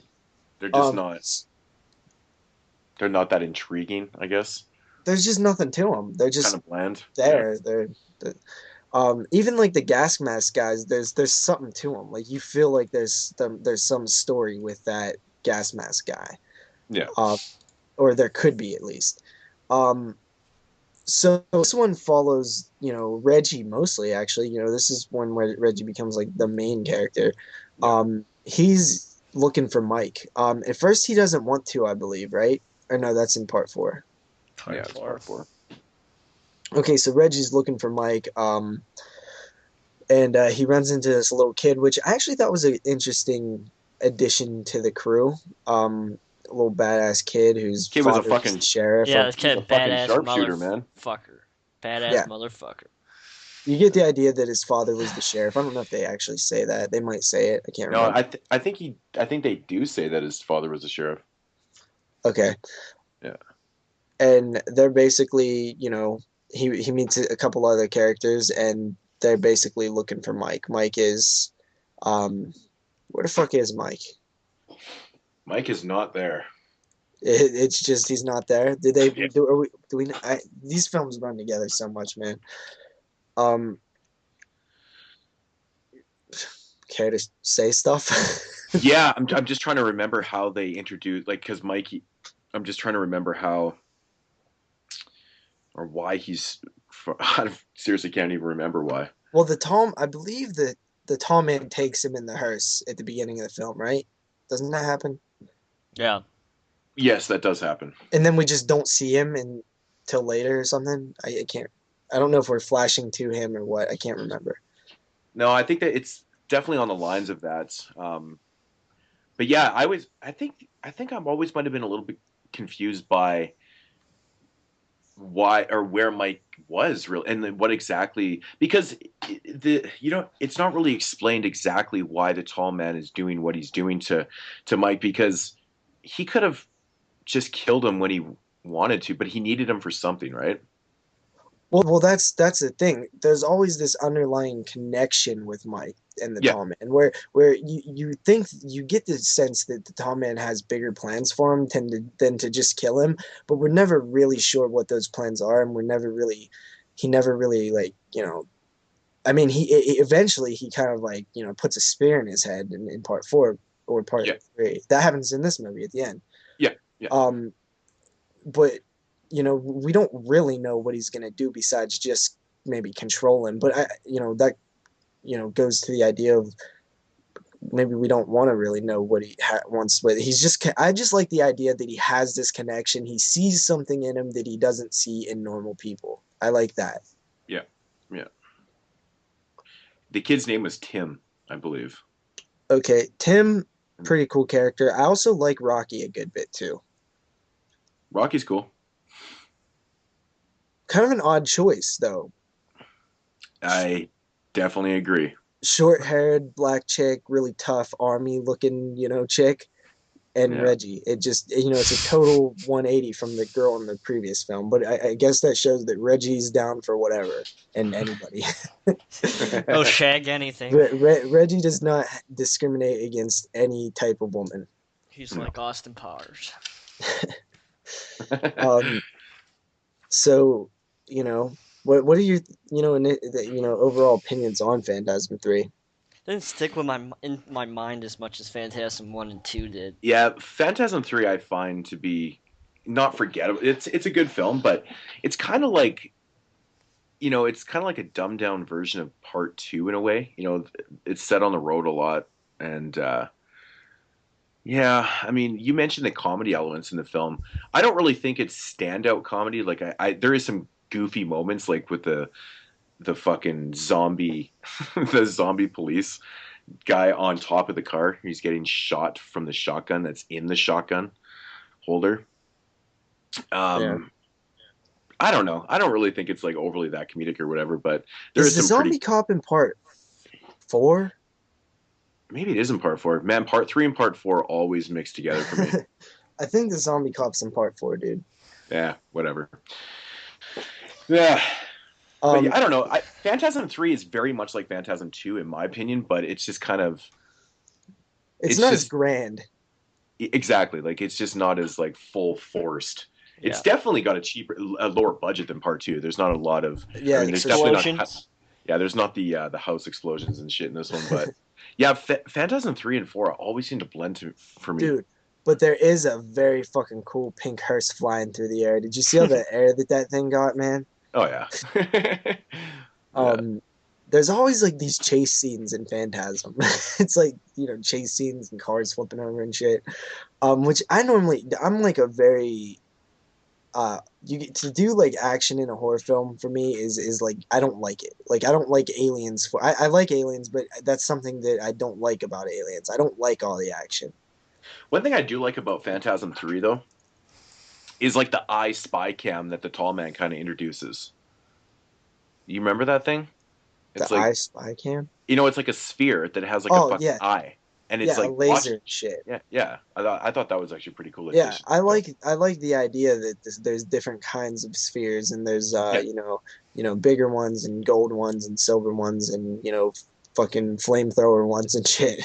Yeah, man, I thought that was really cool. And then there was like the they talk about the lurkers that only come out at night and shit like that. Yeah, once again, adding to the mythology and the world of the Tall Man. Yeah, so they come out at night and they steal bodies, and because that's what happens to Tim, right? They bury, I think he buries his family out there or whatever, Yeah. and then the next morning they wake up and him and Reggie are like, well, they're gone, and he's like, yeah, that's when they introduce like the lurkers. They take the shit at nighttime and stuff. This So film was like 6 years after the second one too. Once again, a far stretch in between films. yeah, yeah, you can kind of start to tell, I think, in part three, like how much older Angus Scrimm is getting. Yeah, because he looks old in part one. I know, but by part three, man, he's like old. Yeah. Like I think in part three, he's like 191 years old or something. That's why part 5 will never work unless Well, I even just read a thing, like there was Don Coscarelli was saying that Angus Scrimm is like totally down. I'm the one that told you that. Was that you? Well, I was actually Yeah. reading a thing too. I was reading an article on it too, but he was saying that he's like in really great shape and stuff. And I'm like, how old is Angus Scrimm? He's like 86. 94. 86. 86. Fuck, he's getting Why up does there. think 94? Maybe I was saying 84. Yeah. Yeah, they gotta really, they gotta get that 87 shit out, man. actually, 87. So, Phantasm 3, like you said, I think it's a bit of a step down and just not as big and awesome as Phantasm 2. Yeah. It still is pretty fun. Those like zombie characters I really don't like. It's one of the things in the Phantasm series it just doesn't feel like it belongs. It just feels out of place to me. And I like also it's just I don't know exactly what I don't like. I guess it just comes down to Phantasm 3 not being as awesome as part 2. I think that's mainly what it is. It's just not as awesome. I do think in Phantasm 3, like when they're traveling around and stuff, I think I get the feeling that there's a lot of devastation that's happening and stuff, like like money is basically kind of irrelevant now and shit like that. You have the looters and the robbers and stealers in those 3 characters. And you get a little more sense of like out of controlness, just kind of like the type of characters that you'd see in like the Road Warrior or something like that. You get a feeling that the world's kind of like. That's literally the exact same analogy I used. Like when I was thinking about this too, is it was like the Road Warrior, very comparable. It's interesting that you brought that up. So, but yeah, Reggie's kind of he's pretty sleazy in this movie. I got to say, like I love the scene where he gets the fucking hotel room. Like, yeah, we got twin beds. Yeah, we got a jerk. Yeah, and then he's just like, kind of smirking to himself, and he's like, well, obviously, I'm just gonna take the one queen, but he like totally fucks the kid over though. Yeah, dude, like it's not like he just like tricked the kid into like going in another room. Like he puts him in actual danger, like sleeping out in the car during like this like crazy like dwarfs and fucking zombies and spheres that will kill you in like 2 seconds. I think that they're really trying, like in part 3, they actually kind of question like, how do we kill the tall man? I think that's when the question gets brought up, like what do we do? Is this the one where Mike gets the vision of in the first film when he walks past the ice truck and the tall man reacts to the cold? Yes, it is. I thought that was kind of interesting, because Coscarelli looked back at just a scene that he filmed, because I guarantee you he didn't think, of that back in the first film. Yeah. And just kind of looked at it and was like, hey, he kind of has a weird reaction here. Let's make him afraid of cold, or cold hurts him or something. Yeah. So that's basically how they kind of come up with the idea of this might work. Of course you can't kill the tall man though. No. Well, they learn, obviously. They even talk about it in part 4 where they're like, man, you can't even kill the tall man. So can't even do it. Just can't do it, man. You got to accept it. So I don't know. It's kind of interesting. Yeah. But so I do like, when they first get in, or when you first get introduced to Tim, his like fucking awesome like traps and shit that he has set up in his house. Yeah. I love that, man. I thought that was so much fun. I thought it was cool and stuff, but also I felt like it kind of takes a step out of like the world of Phantasm. To me, it feels almost like I don't think comedic so. and cartoony a little bit. I don't know. I don't think it does because it's just one boy, right? Like he's just kind of protecting himself, and it's such a quick scene though too, right? It's not even like Well, it really that takes is you out the of it. thing also that it doesn't last long. No. So. I But think yeah, overall, Phantasm III, Lord of the Dead, is still a fun film and still, adds to the series. I think we learn a little bit about the spheres, how they have like little brains in them and stuff. yeah. Um, once again, adds to the mythology of the series. But overall, just it's just a step down from part two. Your thoughts on it, Jeremy? Oh, everything you said. All right. Yeah, it really is though. I mean, what it basically comes down to is that it is kind of just it's just not as good as Phantasm II. It's basically the same thing with, you get introduced to a few more things and stuff, but I don't know. I think part three could have been a little better. I've heard a lot of people say it's their least favorite in the franchise too. Part four is my least favorite, but That's hard between 3 and 4, man. I gotta Yeah. think about that one. I gave it a 7.5. really, Yeah. I gave it a 7. Phantasm 3 I'd probably give I'd probably give it 7 also. I find it weird that I'm like the one that's like giving it the lowest ratings. I don't know what's going on with me. But so this one kind of ends with Reggie being hung up in like. Do you ever notice how the Phantasm films like end with like main characters dying, but somehow like write them back in like the next installment? Isn't that weird? I know. But it's part of that very confusing mythology. Yeah, Maybe the whole fucking thing is just one big ass dream. Who knows? it's kind of like We don't it's kind of like it works though, because like you kill off like a main character at the end of a film and you're like, oh shit, man, like it's like, oh, Reggie's dead, and then it's like Yeah. in part four we kind of want Reggie around. Well, let's write him back in somehow, and they kind of do it. It makes sense in this one. The spheres didn't actually have their blades out; they just was kind of pushing him against the wall. That's kind of the idea. Mm-hmm. And the tall man lets him go. And I think part four is where we're introduced with CGI. Phantasm Not the IV, CGI. Oblivion came out in 1998, and it actually came out 10 years or 20 years after the first film. And I gotta admit, it years. looks a hell of a lot better than Cube 2. And that was how long before fucking Phantasm 4 came out. Wow. I remember watching Phantasm 4 for the first time, like when it came out, and just being so intrigued how Coscarelli, basically edited that film. He used a lot of that footage that was cut from the original film. A lot of it. Like a lot of it, which I think like is very third cool. of it. But it like fucking it works. Obviously, he did it because of budget constraints. They had like what budget issues or some kind of issues. Does anybody know the budget on Phantasm 4? No, I don't. 650K. Fuck, that's it, eh? Wow. Yeah, that's. But I know like there was some major production issues and stuff, and that's why the film ended up what it was. A lot of fucking using old footage and stuff, and I just found it was very intriguing because he cuts it in very well. Like the footage that's cut from the original film works. It fits in it doesn't look old or anything. You know what I'm saying? Well, I believe, yeah, but it did a good job with it.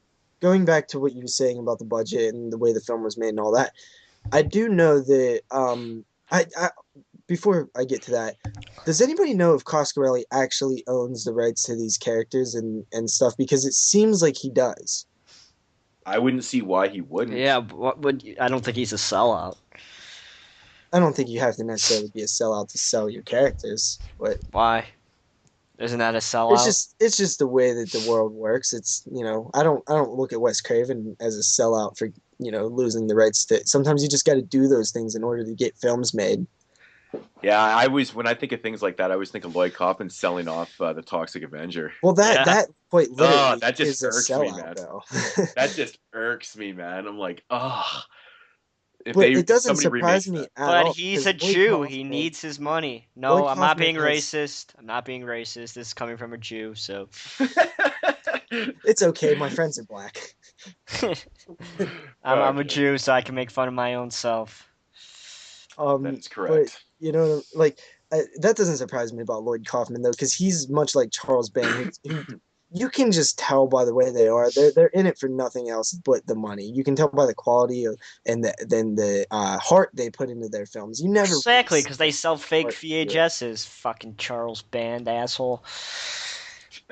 Uh, you didn't hear about that, JP?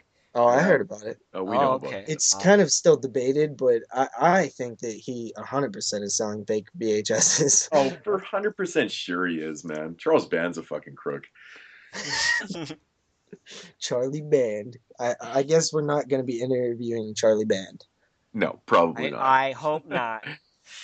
That would be So So like, what are your guys' thoughts on part four? Because I well, personally actually kind of like the film because I just like the way it was structured and put together for what Coscarelli had to do with that movie. Because, like you said, there was a lot of budget constraints, issues in the production, and I think he did a pretty good job with incorporating that old footage and stuff and kind of making it what it needed to be.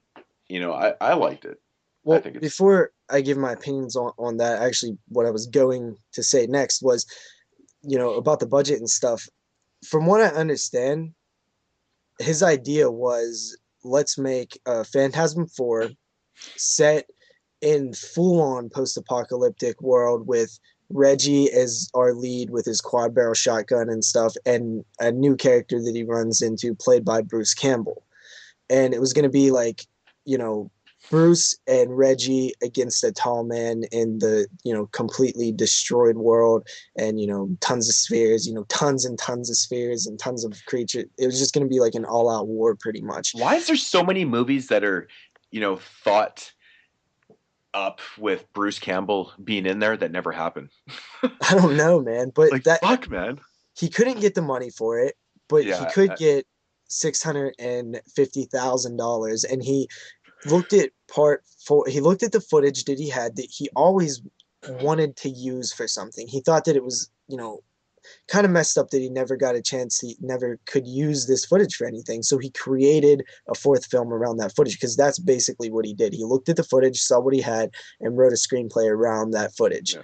which actually ends up working way better than you would ever imagine. I thought Given the the same idea thing, man. behind that.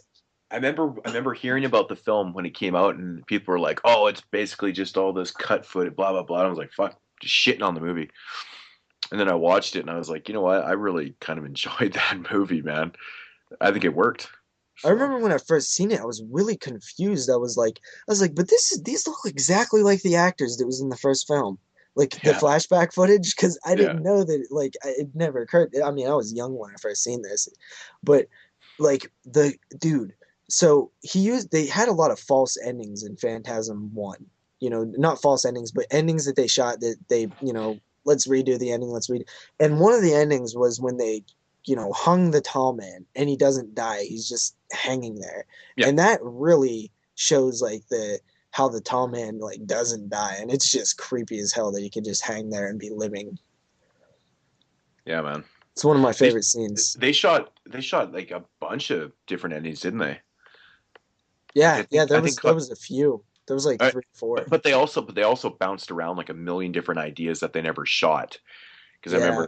remember that, and some of those ideas were just ridiculous. But I think what they did with the ending ultimately worked. So I'm glad that they did it like that, though. So So this film was supposed to get the money for the next Phantasm film, which would be, the Bruce Campbell and Reggie. Ah, man, that would have been such an awesome film. Too bad it never happened.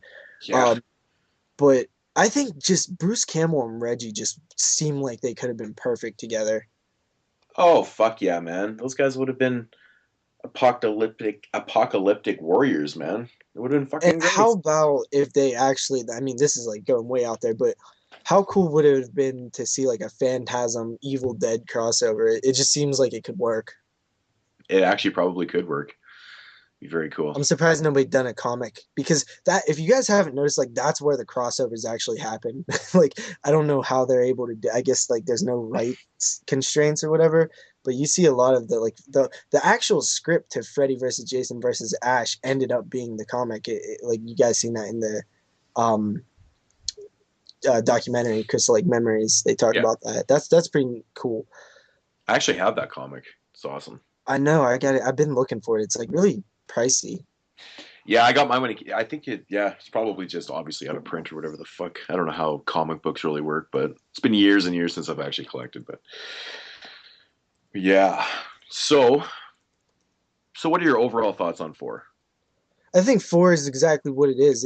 It's a film that suffered from a low budget and somehow did better than it had the right to. Yeah, Like it I had feel the no same right to way. be as good as it is. Yeah, I every time I watch it, I'm just always intrigued at like how well Coscarelli edited that film. You know, the old footage and stuff. Like, because the original film was shot really well. Like that footage fits in really good. Oh, it You, does. you know what I'm saying? Like, Not many movies could pull that off, which is no, pretty surprising. I they don't know can't. any movies that have done that. No, like the transitions from the new footage and the old cut footage from Phantasm is just it fucking blows me away, man. I can see how this would be confusing to some people going, damn, that kid looks exactly like Mike as a young child. Oh, wait a minute. It is. Actually is the same person. So It's fucking wild. this is the one where Reggie doesn't really want to help anymore. He's like, yeah, I've been doing this for fucking like 20 years. I don't even want to do it anymore. Yeah, the story, Um, the timeline in it is like from in real time. This is what 4 years later that they made part 4, and I think it seems yeah, like it's quite a bit later, like in like the story timeline. Like he's been doing this shit for fucking ever. But yeah. it's kind of it's intriguing that he's still alive. He's still doing it. Like the tall man never got him. I found that very intriguing. That you don't exactly know how long it's been, but it's been long enough that he's fucking tired, man. Yeah, You know, and this feels like where the whole world is a complete wasteland now.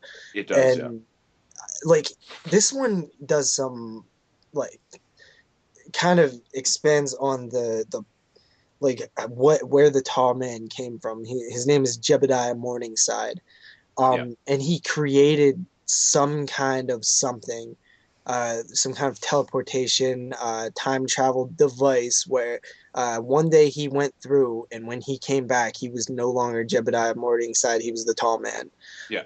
Which I think the idea of what happened when he walked through there is so awesome. Like I think see it's all these different things in my head, and it's it's just so intriguing that it just made him who he is. I yeah. love that too, and that's all you need to know.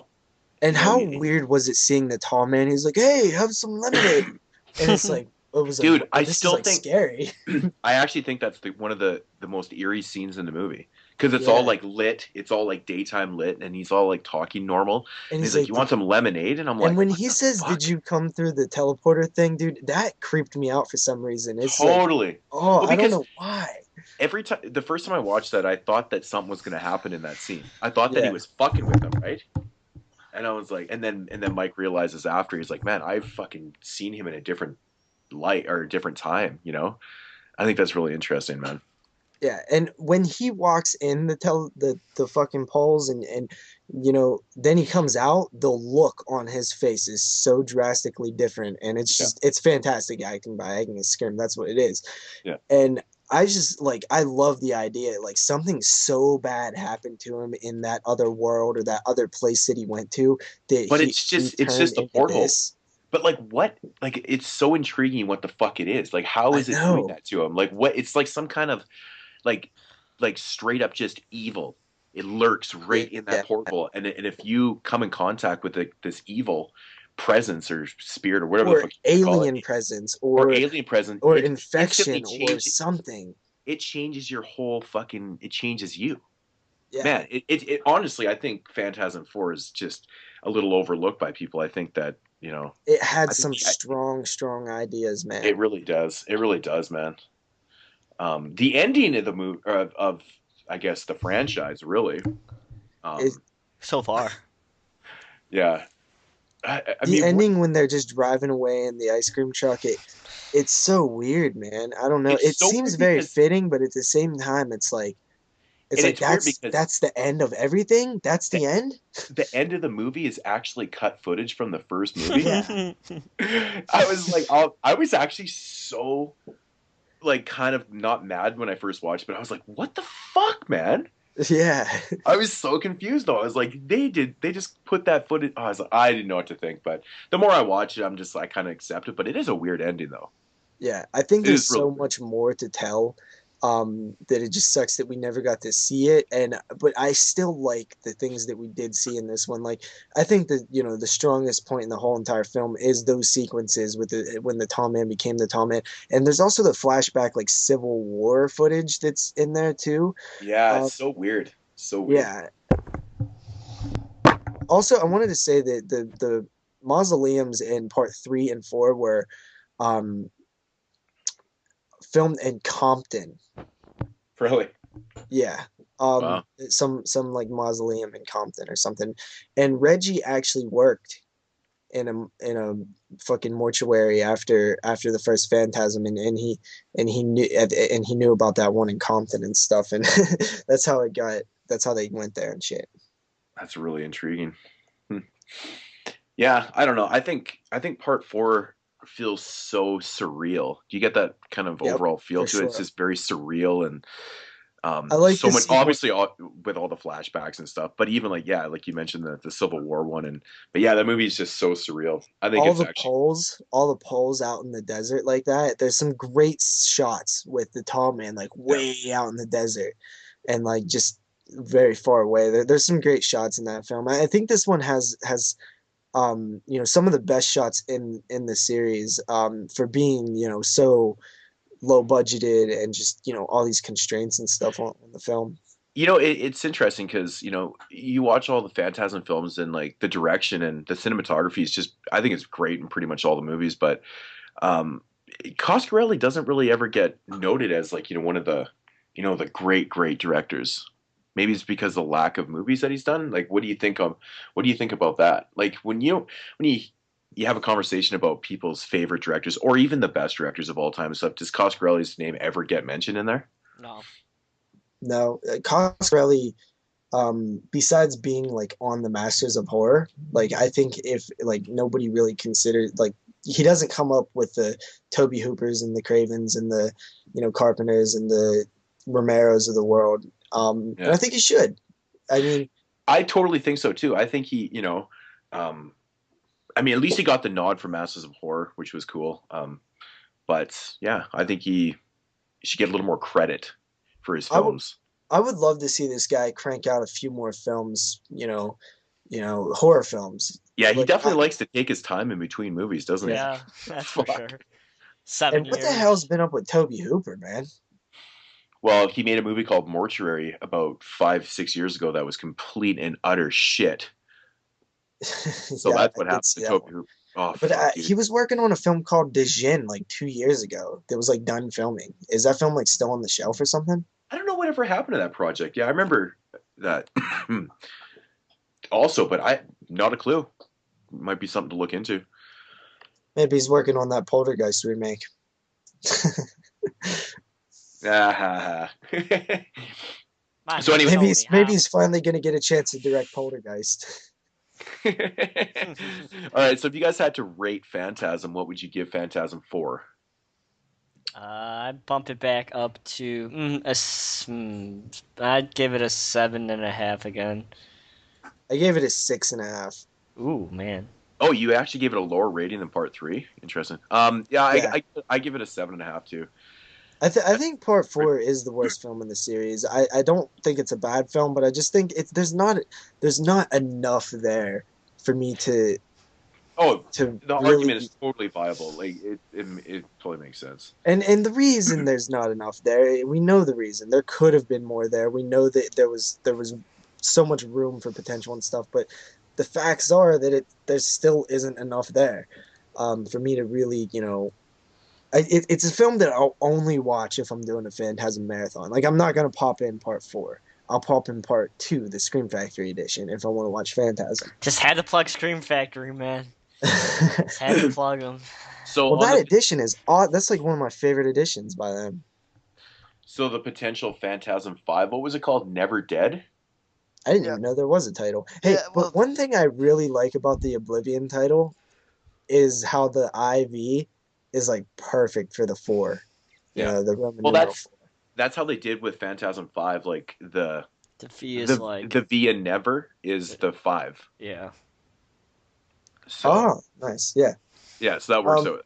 But so about a year ago, I would say about a year ago, I was in a when John Dies at the end was being promoted. Um, Don Coscarelli did a Reddit chat where and ask me anything on Reddit, and I happened to be there and partake in it. There was a lot of questions about Phantasm, of course, which he avoided most of them, you know, because he was talking about John Dies at the end, respectively.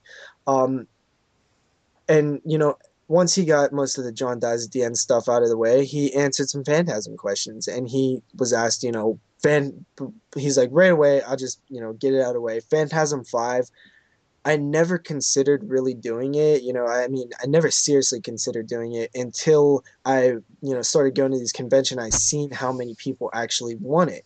And the more that I see that, the more I realize that I have to, get working on Phantasm 5. And the last time I talked to Angus, he said that he was, you know, he was doing really good and in great shape and, able to, he said there was some funny like pun Angus said about his old balls or something, but I can't remember that. It was so long ago.